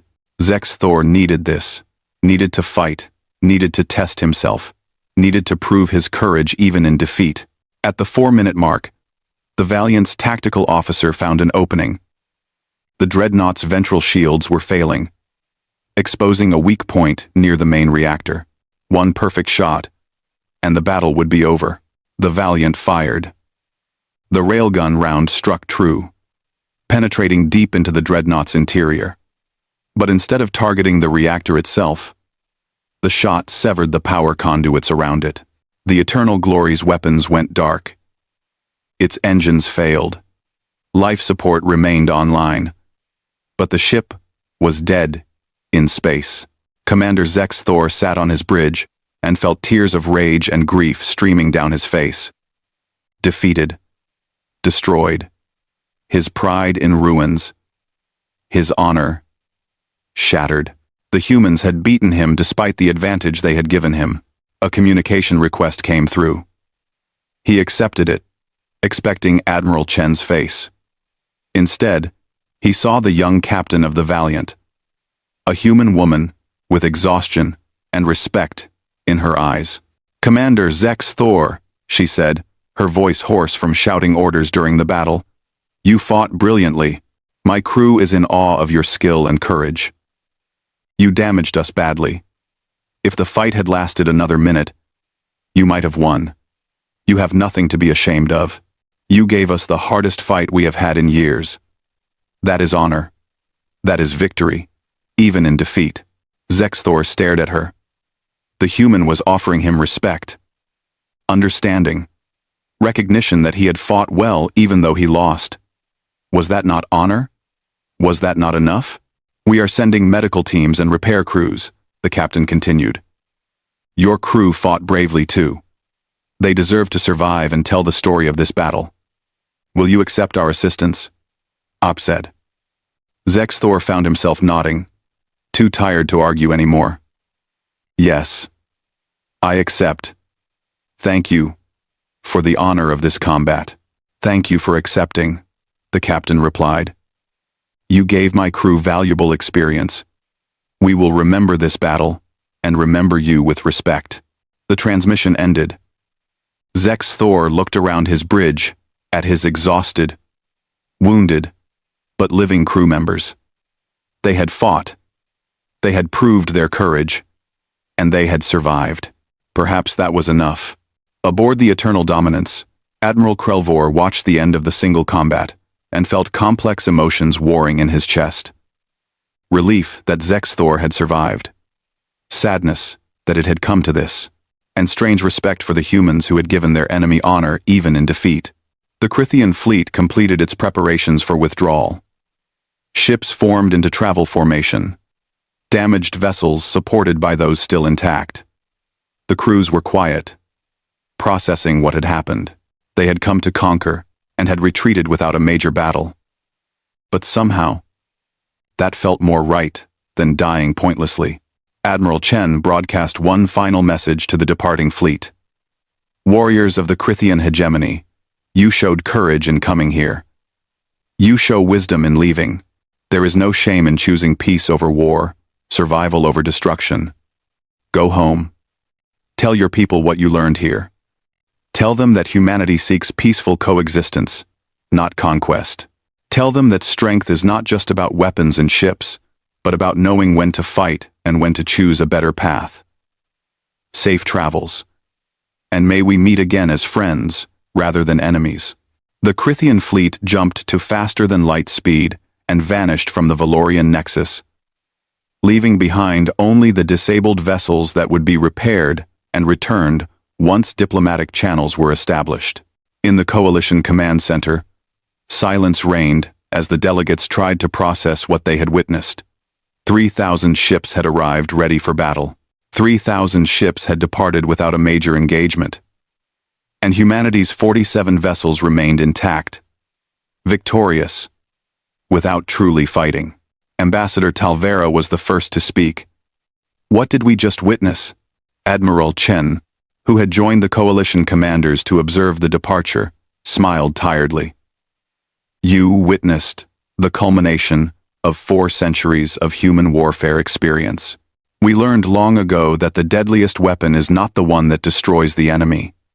It is the one that makes the enemy choose not to fight in the first place. Vorash rumbled thoughtfully. You broke them without breaking them. You defeated them by showing them defeat was inevitable. We showed them the truth, Chen corrected.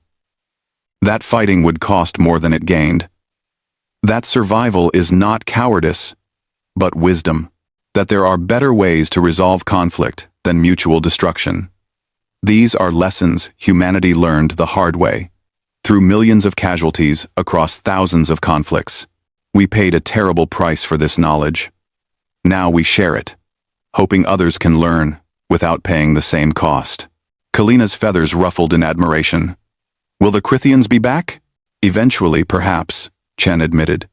But next time they will come for negotiation, not conquest, because they learned today that humanity is not weak, that we understand warfare better than they do, and that we prefer peace, but can wage war with devastating efficiency, if necessary. That knowledge will change how they approach us, and any species we protect. Talvera looked at the human admiral with new understanding. You are not warriors who learned peace.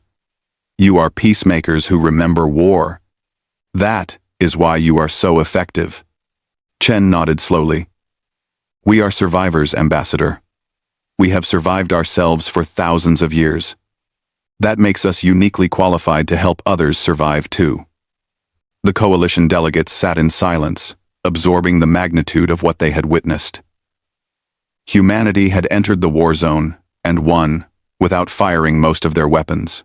They had collapsed an enemy fleet through psychology, demonstration, and careful mercy. It was a new kind of warfare, one based not on destruction but on understanding. And it was terrifying in its effectiveness. The coalition conference hall was quiet in the aftermath of the Crithian withdrawal. Ambassador Talvera sat across from Admiral Chen in a private meeting room, away from the other delegates and their endless questions. Outside the windows, the human fleet maintained its position, 47 ships that had changed the face of galactic warfare without firing most of their weapons. I need to understand, Talvera said finally, breaking the silence. How did you do this? How did humanity develop such effective psychological warfare? Most species barely understand their own psychology, let alone how to weaponize it against others. Chen poured himself water from the pitcher on the table between them, taking his time before answering. When he spoke, his voice carried the weight of painful history. We developed these techniques because we spent thousands of years fighting ourselves, he said. Humans have been at war with other humans for our entire recorded history, nation against nation, ideology against ideology, religion against religion, sometimes even family against family. We learned every possible way to hurt each other, manipulate each other, and defeat each other.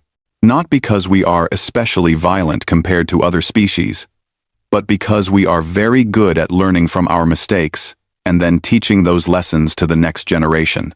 He pulled up a holographic display showing human history, centuries of conflicts compressed into data points. In our 20th century alone, we fought 2 global wars that killed over 100 million people. We developed weapons capable of destroying our entire planet. We came closer to extinction than any species should ever come. And through all of that, we learned. We learned how fear works, how morale breaks, how soldiers decide whether to fight or surrender, how commanders make decisions under stress. We learned all of this through terrible, bloody experience. Talvera studied the data with horrified fascination. You said you came close to extinction. How did you survive? By understanding ourselves, Chen replied. After our second global war, we developed psychological warfare as a formal military discipline. We studied our own species, trying to understand what makes humans fight and what makes them stop fighting. We recruited scientists, doctors, artists, philosophers, anyone who understood human nature. We gave them resources and told them to find ways to win wars without destroying everything. And they succeeded. They created techniques for breaking enemy morale, for spreading doubt, for making warfare so psychologically costly that leaders chose diplomacy instead. He paused, remembering. During our third global conflict, which thankfully remained limited, we used these techniques extensively. We broadcast messages into enemy territories. We showed their soldiers what would happen if fighting continued. We made their leaders question whether victory was worth the cost. And it worked. The war ended not with total destruction, but with negotiated peace. Millions of lives were saved because we had learned how to fight without killing. And then you took those techniques to space, Talvera said, understanding dawning. Yes. When we encountered our first alien species, we realized something important. The psychological techniques that work on humans work even better on species who have never encountered them. Most species develop weapons technology faster than they develop psychological sophistication. They understand how to destroy, but not how to manipulate, deceive, or psychologically dominate. Humans are the opposite. We had to learn psychological warfare because our weapons became too dangerous to use freely. We had to find ways to win without triggering mutual annihilation. Talvera leaned back in her chair. So when you encountered the Crithians, you were not improvising. You were applying established doctrine. Exactly, Chen confirmed. Operation Ghost Protocol is based on techniques we have refined over centuries. Gather intelligence on enemy commanders and crew. Identify their fears and weaknesses. Demonstrate overwhelming capability without actually engaging. Show them detailed simulations of what would happen if they fight. Offer honorable alternatives to combat. Make them realize that choosing peace is not cowardice, but intelligence. Every step was planned, practiced, and executed by specialists who have trained their entire careers for this mission. The personal messages, Talvera said. The files you left on the scout ships. How did you gather that information so quickly? Chen smiled slightly. That is another human specialty. Information warfare. We have been hacking each other's computer systems for centuries. Every nation on Earth developed cyber warfare capabilities because everyone was constantly trying to spy on everyone else. When we entered space, we discovered that most alien computer systems are less secure than human systems because most species have not had to defend against sophisticated cyber attacks. The Crithians have excellent physical security, but their information security has gaps we learned to exploit decades ago. You make it sound so simple, Talvera said. But surely not every species would respond the way the Crithians did. What if you face an enemy that does not fear death? That cannot be psychologically manipulated? Chen's expression grew serious. Then we show them why fear was the merciful option. The psychological warfare we used against the Crithians was our first choice because it saves lives. But we have other options. Humanity did not survive thousands of years of warfare by only having one strategy. If an enemy cannot be convinced to choose peace, we are fully capable of fighting and winning through more traditional means.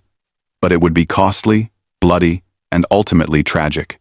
We prefer to avoid that outcome if possible. So, the broadcasts about nuclear weapons, the footage of your wars, all of that was genuine, Talvera said. You really are as dangerous as you claimed. More dangerous, Chen said quietly. Because we understand what we are capable of, and we choose restraint.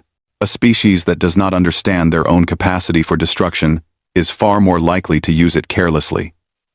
Humans know exactly what we can do, and exactly why we should not do it unless absolutely necessary. That knowledge makes us more effective as peacemakers and more terrifying as enemies. Talvera sat in silence for a long moment, processing everything she had learned. Finally, she asked the question that had been bothering her since the Crithians departed. What happens now? The Crithian hegemony will report this to their leadership. Other species will hear about what happened here. Humanity's reputation will spread across the galaxy. Are you prepared for that? Chen nodded slowly. We have been preparing for first contact with galactic civilization for 200 years. We knew that once we entered the larger community, our history would be examined. We made a decision to be honest about who we are and what we have done. Yes, humanity has a violent history. Yes, we nearly destroyed ourselves multiple times.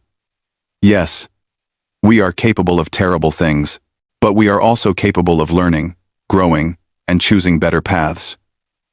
We want the galaxy to know both sides of human nature, the darkness and the light, the violence and the mercy, because that complete picture is what will keep the peace. You want other species to be afraid of you, Talvera said, understanding. We want other species to respect us, Chen corrected. Fear is a component of that, yes. But it is not the whole picture. We want species to know that humanity prefers peaceful cooperation, but that we are fully capable of defending ourselves and our allies. We want aggressive species to think twice before starting conflicts. We want peaceful species to feel safe under human protection. Fear alone breeds resentment and eventual rebellion. Respect, combined with demonstrated mercy, breeds stable, lasting peace. He stood and walked to the window, looking out at the human fleet. Ambassador, humanity spent 4,000 years learning how to make war. We spent the last 200 years learning how to make peace. We are still not perfect at either one. But we are very, very good at both. And we intend to use that knowledge to help build a galaxy where species can coexist without constant warfare. A noble goal, Talvera said. But will other species accept human leadership? Many will resent being protected by such a young species. We are not asking for leadership, Chen replied. We are offering partnership. The coalition of free worlds can continue governing itself. We will simply be insurance, a guarantee that aggressive species like the Crithians will think very carefully before attacking, and over time, we will share our knowledge, teach other species about psychological warfare, information security, strategic communications. Help them develop the same tools we have, so they can defend themselves without depending on humanity. You would share your military secrets? Talvera asked in surprise. Our techniques, yes. Our specific capabilities, no. But the fundamental knowledge about psychology, about how to win without fighting, about how to make peace attractive and war costly. That knowledge should be universal. The more species that understand these principles, the safer the galaxy becomes for everyone. A chime interrupted their conversation. Commander Park appeared on the communication display. Admiral, the Crithian High Command has sent a formal communication. They are requesting immediate diplomatic talks. They want to establish formal relations with humanity and discuss mutual defense arrangements. Chen smiled. That was faster than I expected. What are they offering? Full diplomatic recognition, technology exchange programs, and joint military training operations. They also want to discuss human mediation in their border disputes with the Therian Collective. Sir, they are essentially asking us to become the Crithian hegemony's official military advisors. Talvera laughed in disbelief. They came to conquer you? And now? They want to hire you? They came to conquer the coalition, Chen corrected. They encountered humanity instead. And they learned that we have something they need. Knowledge about how to wage war effectively, without destroying everything. The Crithians are practical. If they cannot beat us, they would rather join us. I consider that a success. Accept their request, he told Commander Park. Schedule diplomatic talks for next week. In the meantime, start preparing our cultural exchange proposals. If we are going to work with the Crithians, we need to help them understand human values and psychology. This is an opportunity to turn an enemy into an ally. The communication ended. Talvera shook her head in amazement. In less than a week, you have turned the greatest military threat in known space into a diplomatic partner. That is extraordinary. That is human nature, Chen said. We fight when necessary, but we prefer to make friends. Stronger together than apart, as we learned the hard way on Earth. Now we apply that lesson on a galactic scale. Over the following weeks, the full impact of humanity's entrance into galactic affairs became clear. The story of the Valorian Nexus spread through every major civilization. 3,000 Krithian ships had retreated before 47 human vessels. A war had been won without a battle. An enemy had been defeated through psychology rather than firepower. Different species interpreted the events differently. Some saw humanity as dangerous wildcards, too unpredictable to trust. Others saw them as valuable allies who could provide protection against aggressive neighbors. A few saw them as potential threats that should be monitored carefully. But everyone agreed on one thing. Humanity had changed the rules of galactic warfare. The old model of overwhelming force and numerical superiority was no longer guaranteed to work. Now commanders had to consider psychological factors, information warfare, and the morale of their crews. A fleet could be defeated before the first shot was fired if the enemy was skilled enough in psychological operations. The Krithians became humanity's most enthusiastic students. Admiral Krelvor, far from being executed for failure, was promoted to lead the joint Human Krithian Military Academy. He spent his days learning human psychological warfare techniques and teaching them to Krithian officers. The transformation was remarkable. Within 6 months, the Krithian military had reorganized its entire tactical doctrine to incorporate human principles. "You have made us stronger without giving us more weapons," Krelvor told Admiral Chen during one of their regular meetings. "You have taught us that the mind is the ultimate battlefield. This knowledge will serve the hegemony well for generations. Just remember to use it for defense, not conquest," Chen replied with a slight smile. "That was the condition of our cooperation." "Understood," Krelvor assured him. "The hegemony has learned that expansion through conquest is too costly when potential targets can employ psychological resistance. Better to expand through diplomacy and mutual benefit." "You have made us practical, Admiral Chen. Perhaps that is your most dangerous weapon of all." The coalition of free worlds restructured itself into a more formal defensive alliance, with humanity serving as military advisors and strategic planners. Human specialists were stationed on coalition worlds, teaching psychological warfare, information security, and strategic communications. The change was profound. Species that had relied solely on weapons and fortifications now had new tools for defense. Ambassador Talvera became the coalition's chief liaison with humanity. She spent hours with Admiral Chen and other human leaders, learning about Earth's history, studying human conflicts, trying to understand what made humanity so effective at warfare and peacemaking simultaneously. "You are contradictions," she told Chen one evening as they reviewed diplomatic reports. "You hate war, but excel at it. You value peace, but prepare extensively for conflict. You offer mercy, but can be ruthlessly efficient when necessary. How do you reconcile these contradictions?" Chen considered the question carefully. "We do not reconcile them. We embrace them. Humans are complex beings, capable of both great compassion and great violence.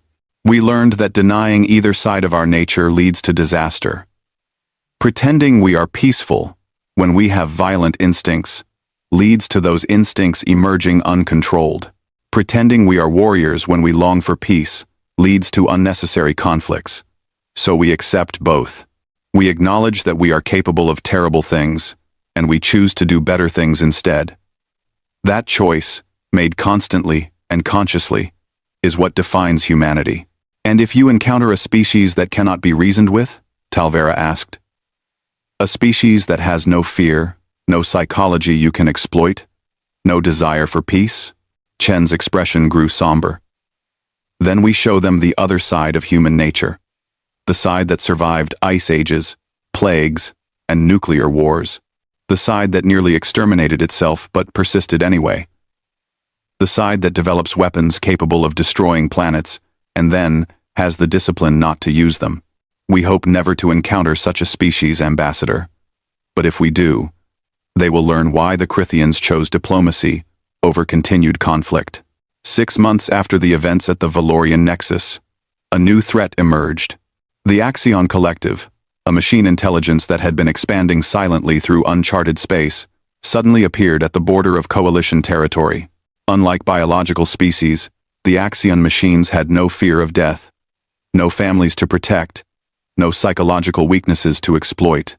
They simply calculated that Coalition space contained resources they needed, and they began harvesting those resources with mechanical efficiency. The Coalition forces engaged them in 3 separate battles and lost all 3. The Axion machines were not intimidated by demonstrations of force. They were not influenced by psychological warfare. They simply fought with mathematical precision until they achieved their objectives or were destroyed. The Coalition sent an urgent request to humanity. We need your help. The Axion Collective cannot be negotiated with, cannot be frightened, cannot be psychologically defeated. If you have other options, now is the time to deploy them. Admiral Chen reviewed the intelligence reports on the Axion Collective and felt a familiar weight settle on his shoulders. This was the scenario humanity had hoped never to encounter. An enemy that could only be stopped through direct combat. An enemy that would force humanity to show the galaxy what human warfare looked like when all other options were exhausted. Prepare the fleet, he ordered. Full battle deployment. Every ship we have in this sector. And send for the second contact fleet from Earth. We will need reinforcements. Commander Park looked worried. Sir, are we really going to engage in full-scale warfare? That is not what humanity is supposed to represent. Humanity represents survival, Chen replied. Sometimes that means choosing peace. Sometimes it means choosing war. We tried peace with the Crithians, and it worked. But the Axion machines are different. They will not stop unless we make them stop. So we will show the galaxy what happens when humanity stops trying to avoid conflict and starts trying to win it. He looked at his officers with steel in his eyes. For 6 months, we have been the galaxy's peacekeepers, helping species avoid war. That was our choice. But do not forget what we truly are. We are survivors of thousands of years of human warfare. We are descendants of soldiers who fought in trenches, who flew bombers through enemy fire, who commanded nuclear submarines, who piloted starfighters. We made peace our first choice because we remember war. Now, we face an enemy that leaves us no other choice. So we will remind the galaxy and ourselves what human warfare looks like when mercy is no longer an option. The human fleet assembled at the Coalition border, and this time, there was no psychological warfare. No broadcasts, no attempts at communication. The Axion machines wanted resources. Humanity wanted to protect its allies. The 2 positions were incompatible, and only force would resolve the conflict. The battle lasted 6 hours. Human ships moved with the same fluid grace they had demonstrated at the Valorian Nexus, but now their weapons fired without restraint. Railgun rounds tore through Axion vessels at relativistic speeds. Missiles swarmed in coordinated patterns that overwhelmed point defenses. Lasers carved through armor with focused intensity, and the humans fought with a coordinated precision that machines could match but not exceed. When the battle ended, 70% of the Axion force was destroyed. The remainder withdrew. Their calculations showing that human military capability exceeded the value of the resources they sought.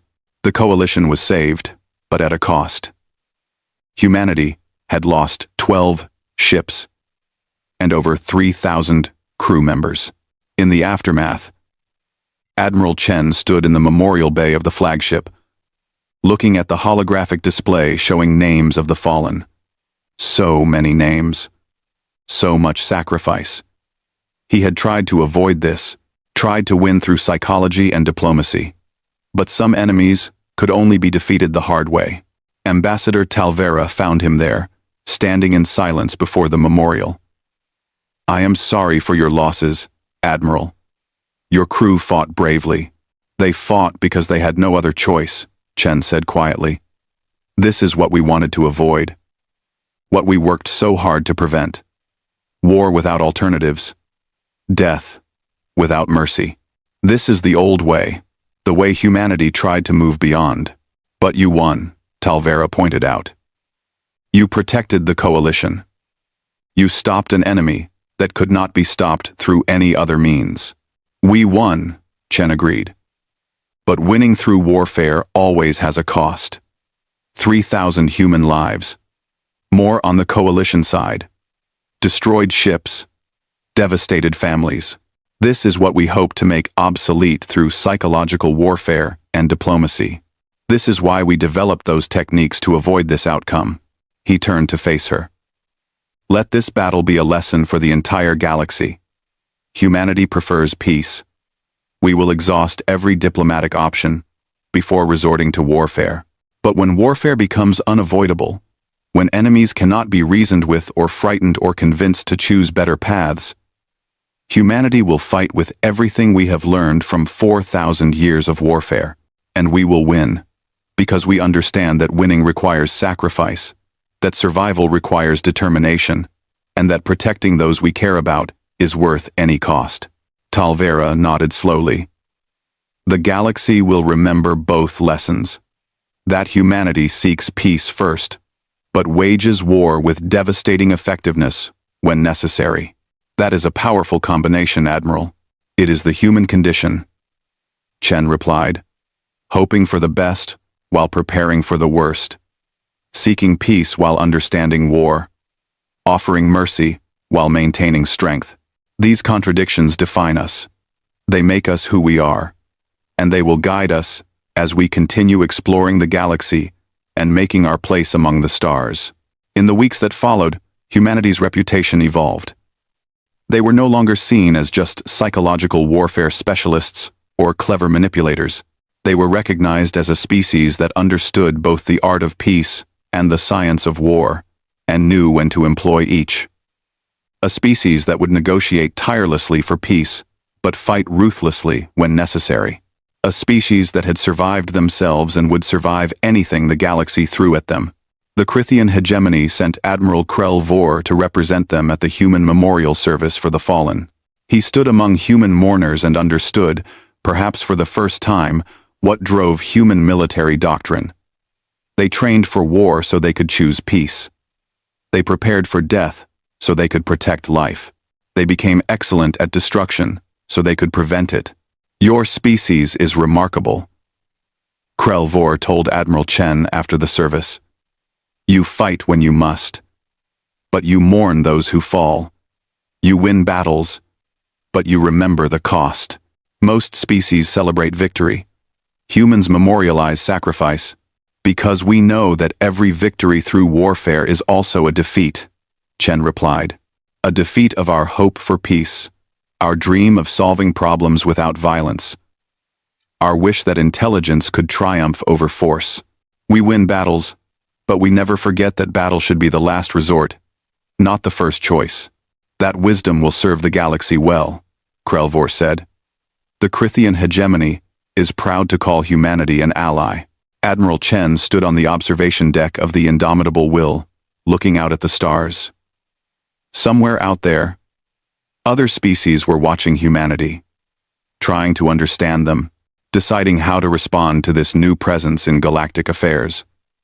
Some would become friends, others would become rivals, a few might become enemies, but humanity would face them all the same way. With intelligence first, with mercy when possible, with strength when necessary, and with the hard-won wisdom of a species that had learned every lesson about warfare the painful way. They had entered the war zone, and the enemies had collapsed before the battle started.